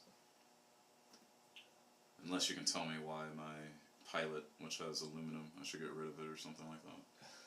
Because I know I've read up on it, and I'm like, I don't know. There's nothing wrong with it. Yeah. Just gotta clean it more often. Exactly. I got it for a deal, anyways. So. That's what I've got. I have a Mac Brothers Lima was my first 22 silencer, and it's just as quiet as it's ever been. I just clean it more often than the steel ones. And hey, JC, good to see you, man. I hope your kid's doing well. That whole thing we talked about suppressors that are in video games where they wear out is actually pretty interesting because in Metal Gear Solid 3, 4, and 5, they have suppressors that wear out after a certain amount. And if you're not looking at that from a gun perspective, you're just looking at it from a gameplay perspective, it's a way to make sure that players don't have an overall advantage that they can keep using over and over again, you know, against the world that they're in. When you look at that compared to real life, you go back to the conversation we were talking about with wipe suppressors, and wipes do wear out and need replacement at some point, and we've gotten good enough with technology these days where our suppression capabilities without wipes is doing just fine. That why have all that extra maintenance. So yeah, JC, those wipe suppressors do exist. I actually explained that on Nate's channel one time when I first met him, because he didn't know that, and he was like, oh, he was just complaining like, oh, why the suppressors keep wearing down? I'm like, well, there is an explanation, and it's more gameplay than anything, but there is a real life equivalent to why they would wear out in, you know, a few mags versus, you know, years of torture and abuse. Can you save your money and just use a pillow? You try it out, let me know how it works, man.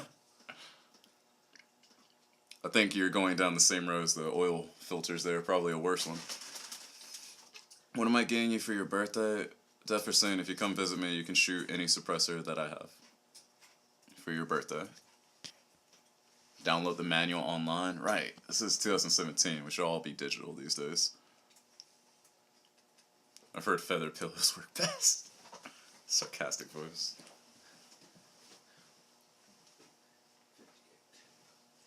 I'm gonna give you a little discount on that 5 pods and 7 box. Okay. Do you just have the same mailman all the time? What do you mean? I just remember last time I came in, something was also busted and hanging out of the box. Some of the distributors package stuff better than others. Okay.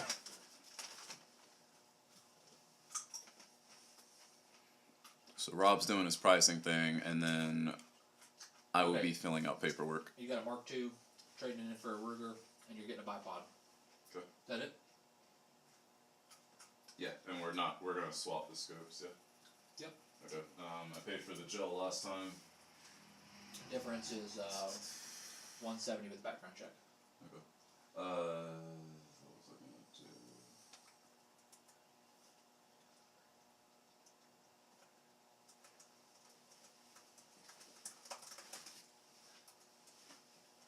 I'll leave that for another time. So, yeah, can you walk me through numbers again? I just Yep. want to make sure I'm getting everything. 290 for the gun, Okay. minus 200 for the background, the Ruger. Okay. Is that what I quoted you earlier? Yep. Okay. And then you got the bipod, which is normally 58 something, and I gave you 56. Good. And then the background check is $10 and no sales tax on the background check, Okay. because it's a government fee, 790, then. and that's the price it spit out. Okay. I'm just trying to add that up. Because that should be 90. 290, 90 Okay, after then this, 1, and then 56 would 40, be 150, 146, and then add tax. Okay. 150, Sounds good. and it's 1424 is the tax. So that's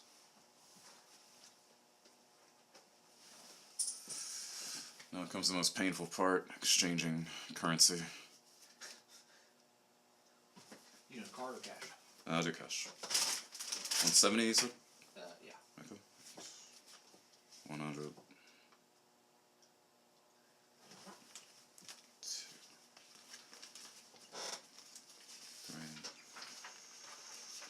180.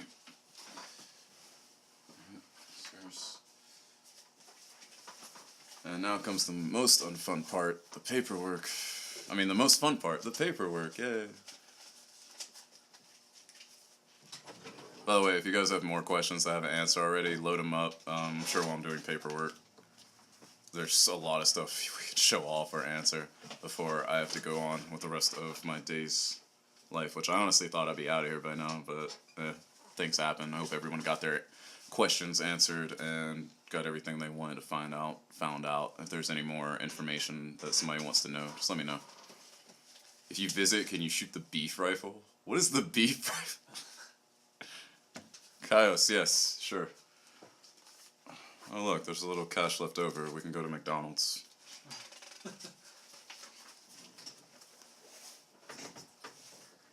Chaos, I don't think that particular rifle will be very quiet though, suppressor or not. What's the typical waiting period for your state background checks? Chaos, I used to live in Georgia and I didn't even do background checks, or I did like a partial one because I had like a concealed carry license there. I moved to Tennessee and the license doesn't mean anything here. Also, the dealers have to pay a lot more here than they do, so they actually have to charge out. At least that's what you taught me, right? $10. Yeah, so Tennessee has a state system that charges $10 per background check. right. So if you want to buy guns, move to Georgia and don't do that. As far as weight though, I'm walking out of this like with today, and if I had time, I would shoot with you guys, but I'm not gonna have that time today. So I'm gonna do this paperwork. If you guys have a question, you thought Georgia transferred? Yeah, they transferred, but that doesn't mean I can walk into a Tennessee shop and pay the same or play the same rules as I would a Georgia shop, especially being a non-resident. So I'm a Tennessee resident now, and I play by those rules. As far as reciprocity with concealed carry goes, yes. As far as purchasing in stores, nah.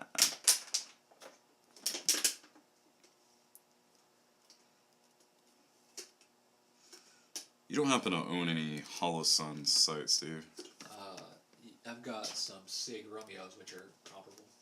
Someone was asking about red dots in general, if you would like to show that to them while I'm filling out paperwork. Okay. So I know there's a couple people that asked something about red dots. Rob's going to show you something while I do this. I've got this is a SIG Romeo 5. It's the same size as like the Aimpoint T1, and a lot of those Holosuns are the same, it's the same type of product.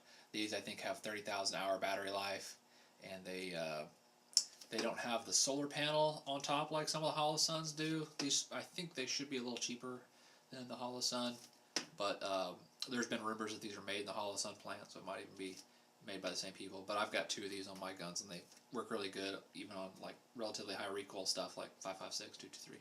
So that might be something you're interested in. I'm selling these for $190. I think the MSRP on them is about $230. But they're awesome sights. They actually turn themselves off when you're not using them. Like when the gun quits shaking, they eventually turn themselves off to save battery life. So you can just leave them on for several months at a time.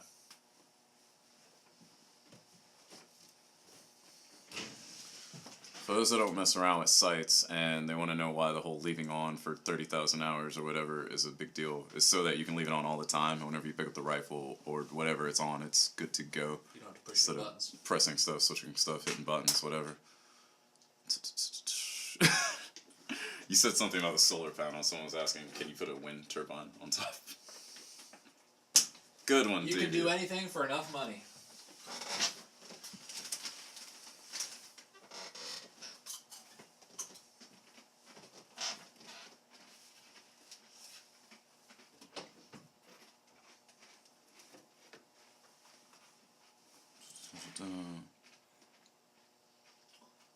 Texas is. Hey, JC, we ain't messing with Texas. I just forgot that you're from Texas as well as my other Texas peoples. Devious says he took your answer as a yes. Like you said, if you have enough money.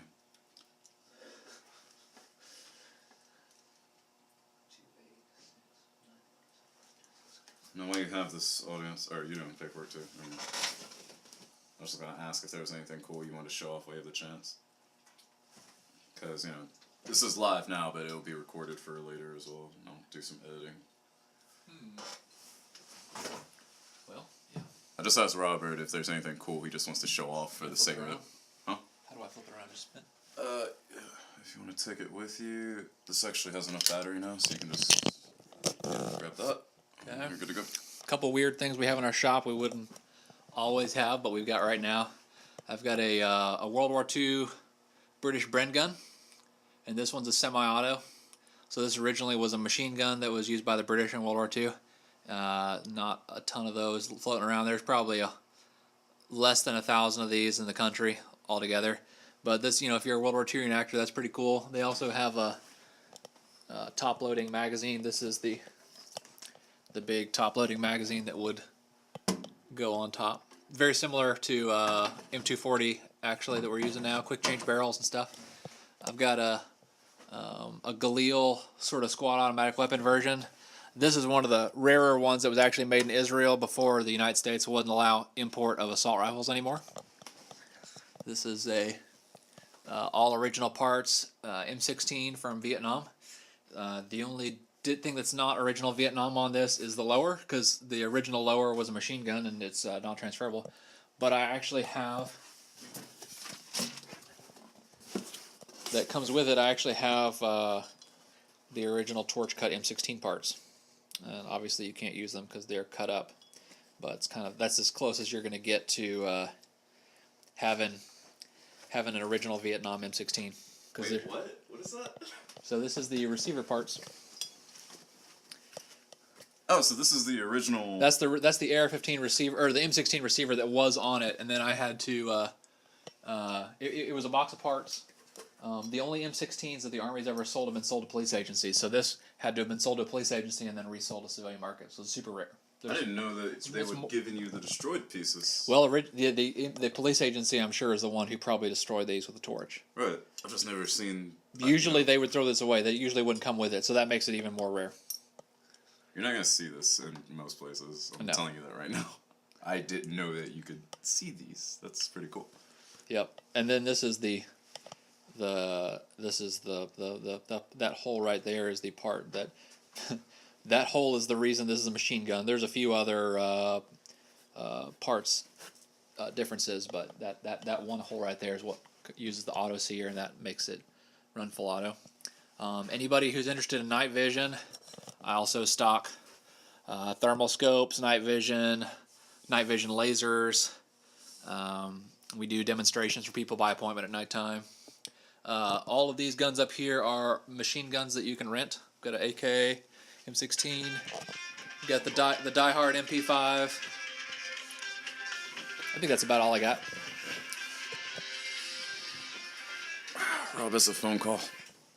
Yes, Jack. He does sell the Fostech Echo binary triggers. He actually did a demo for me last time. Those right there.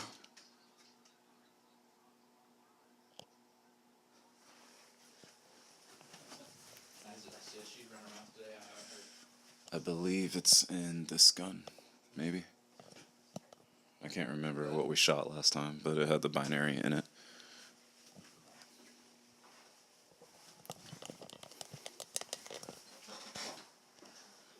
Guess you guys will hang out with me again. Any other request?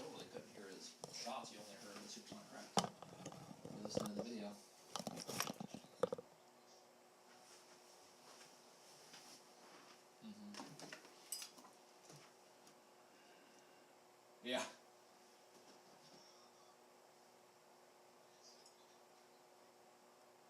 No. Yeah.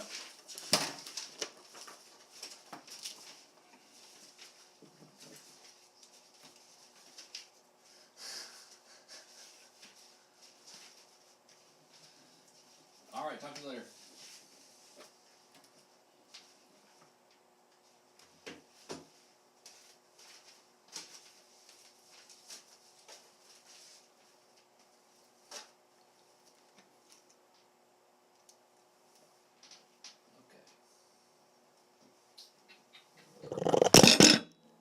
Oops. Wasn't me. Yeah.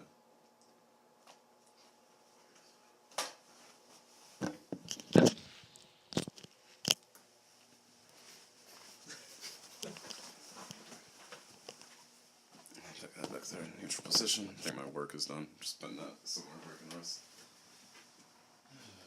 There's so much other stuff I want to do, but not enough time in the day. That light's gotta be sold. I have to get another Enforce to replace it, go on that build. Everything needs I iron have Enforces sights. if you need one. Yeah, I know. It's like, I just haven't had the time yet. I'll get around to everything eventually, and then I'll be back to do more and more stuff. If you're interested in selling that shield that goes on your X300, let me know. Buy it from you. Exo, yeah. Actually, they just make those out of like molded plastic. They're not expensive, I don't They're think. not expensive at all. $30. Yeah, Something like I that. was just kind of selling it with a light. I need your driver's license. And I need that gun too. You can see how far I got zeroing this. I didn't even get it tight yet. Lovely. I think I brought some tools with me. Let me just pop this off real quick. So everyone say goodbye to my 1022. I had it for a while. I barely ever used it though, because it just didn't fit what I was doing with it. The scope I'm keeping though. The scope was a gift from my mother actually. So say thanks to Mama Q and say goodbye to 1022. Just gonna take the scope off of it so I can take it home.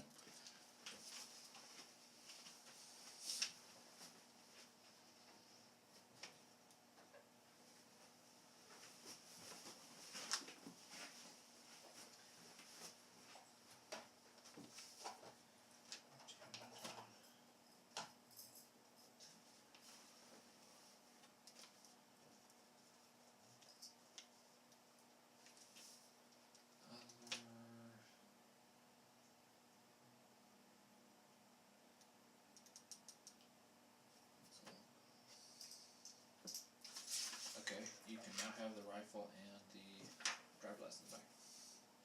What's up? I got your information off both of these.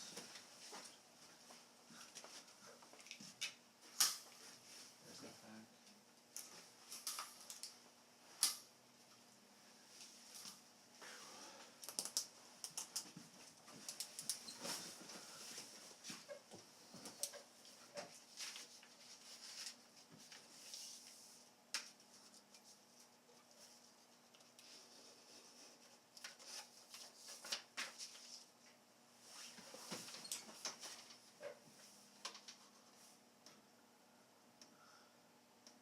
I do hope you find a customer for this though. For what? This threaded 1022. Oh, I'm sure I will eventually. Cause like the threading job that was done on it was a really good job. It is straight up just 1022 with a thread job. It's quick, Yep. easy rifle. Most people get a semi-auto, have fun with that on suppressor, and go to town.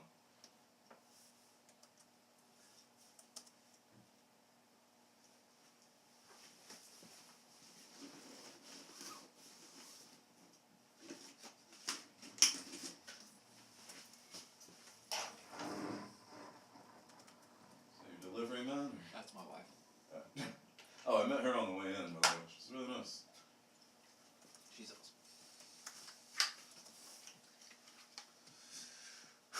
We get to admire so. The interesting bit, you mean the paperwork with all of my name on it and the changing of money? If that's the interesting bit to you, then you live a very, very dull life. But yeah, Chaos, that was the joke, is that when most states and stuff ask me about like a wait time, I'm like, what do you mean? Like the time it takes for me to get home and enjoy this purchase? Oh, removing the scope. No, that was just a couple of screws. It's gone. It's not like back in the olden days where you actually had to get like a level and drill and tap in order to put a scope on. We have rails on everything these days and everything's made for each other. Long guns. Firearms.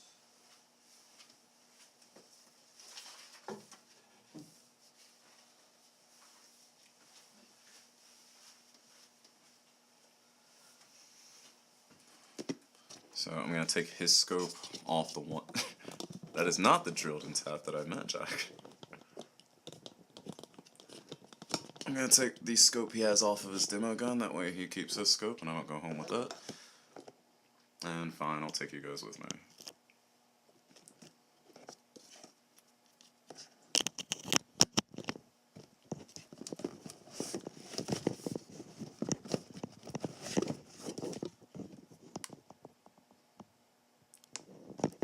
I don't think I've seen so much Craigasming in a chat like ever.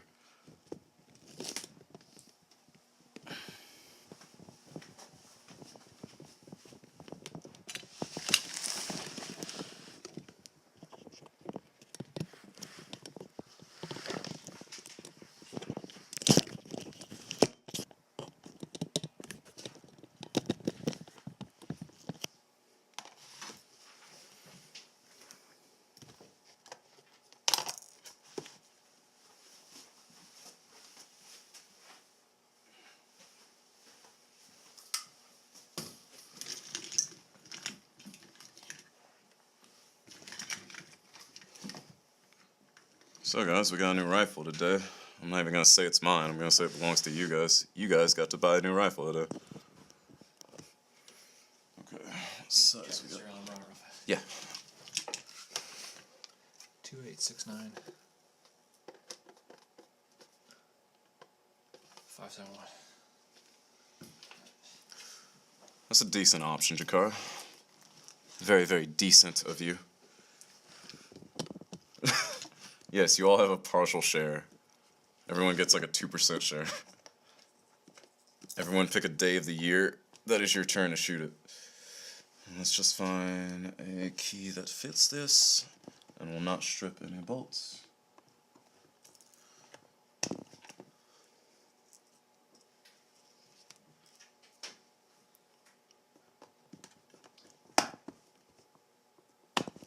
Okay.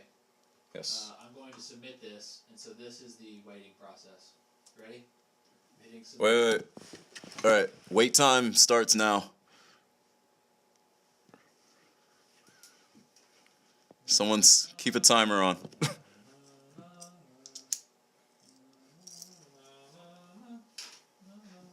That is a little bit too big.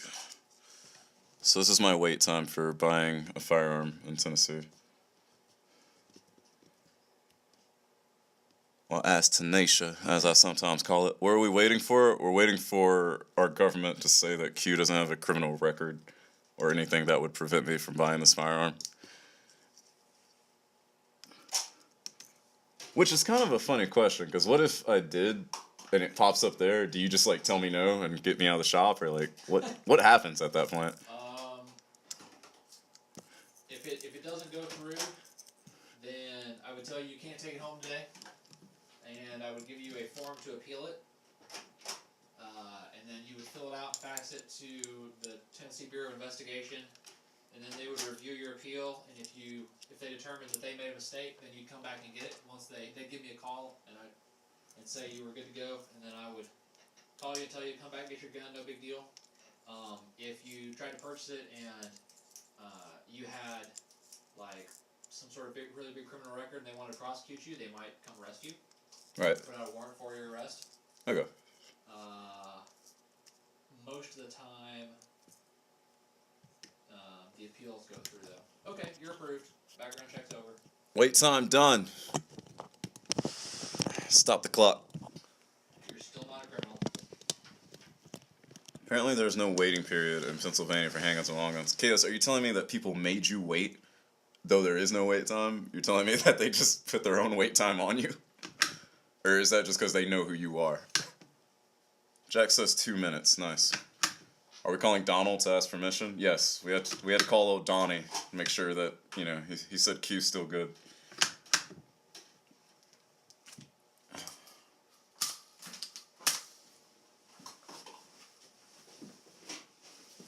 Oh no.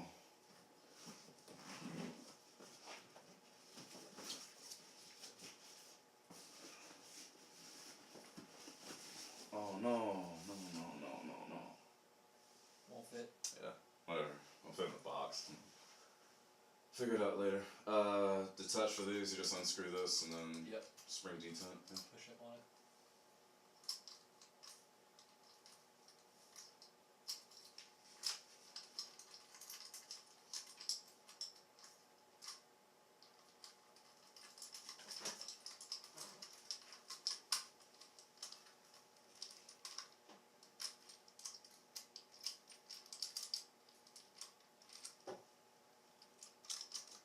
Wait, so you unscrew and then you press where the screw is? Yep. Or am I doing this wrong? Oh, I just didn't. I wasn't unlatching it. That's all. Okay, so how are we gonna get all of this to the car? So new gun won't fit in the old case.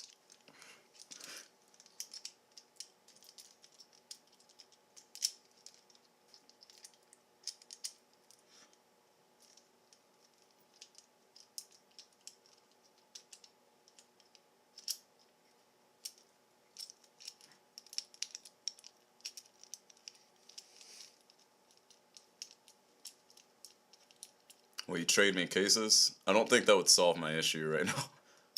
Plus, the case I have is in pretty ratty condition. I think I would have to pay him to take it from me, Jack.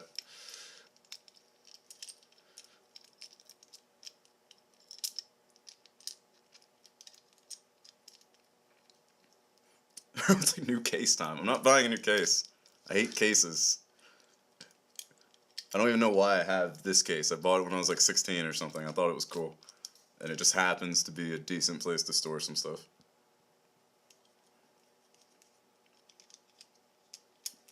Adam's arms that you saw on Twitter. Nice, nice.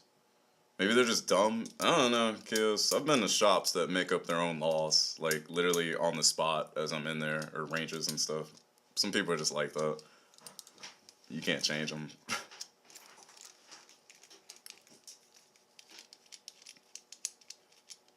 Half an hour? Maybe the shop was busy, Jack. I'm not even sure.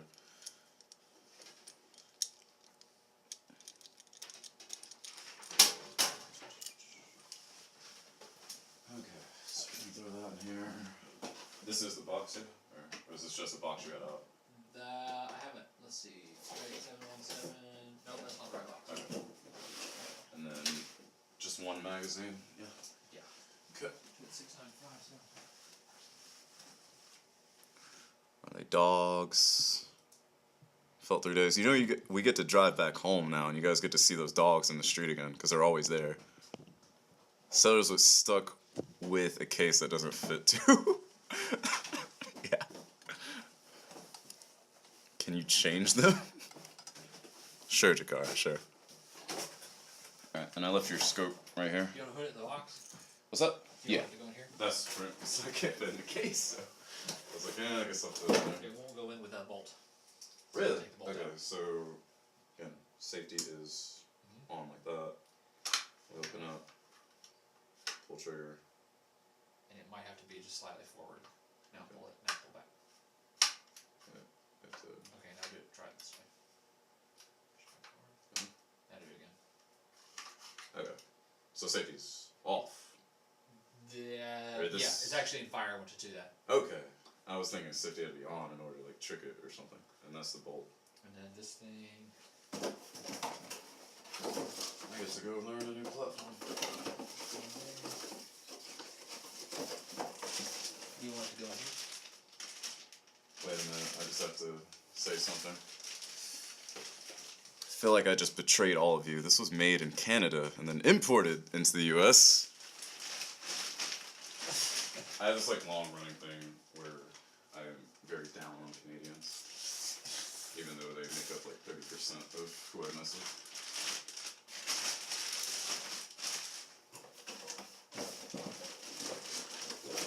Don't tell my dad that I bought a Canadian gun.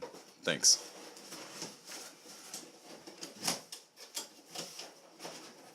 I just have the mag in it. There you go. No, Just your grab mag's right there. one. Okay. 5 rounder. Yeah. Yep. Okay. Make sure I got any tools.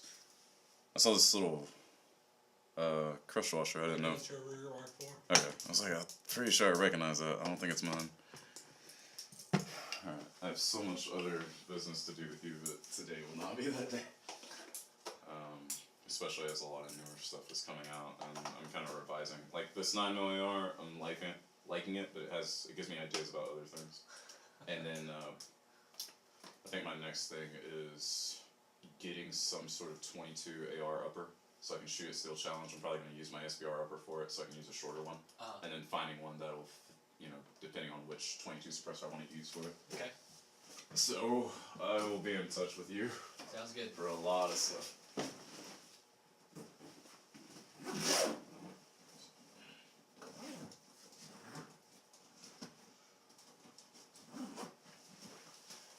Alright, so before we pick up the kids, hey Val, good to see you, my man. We do not have time to do any of the shooting or zeroing or anything that I really wanted to do today.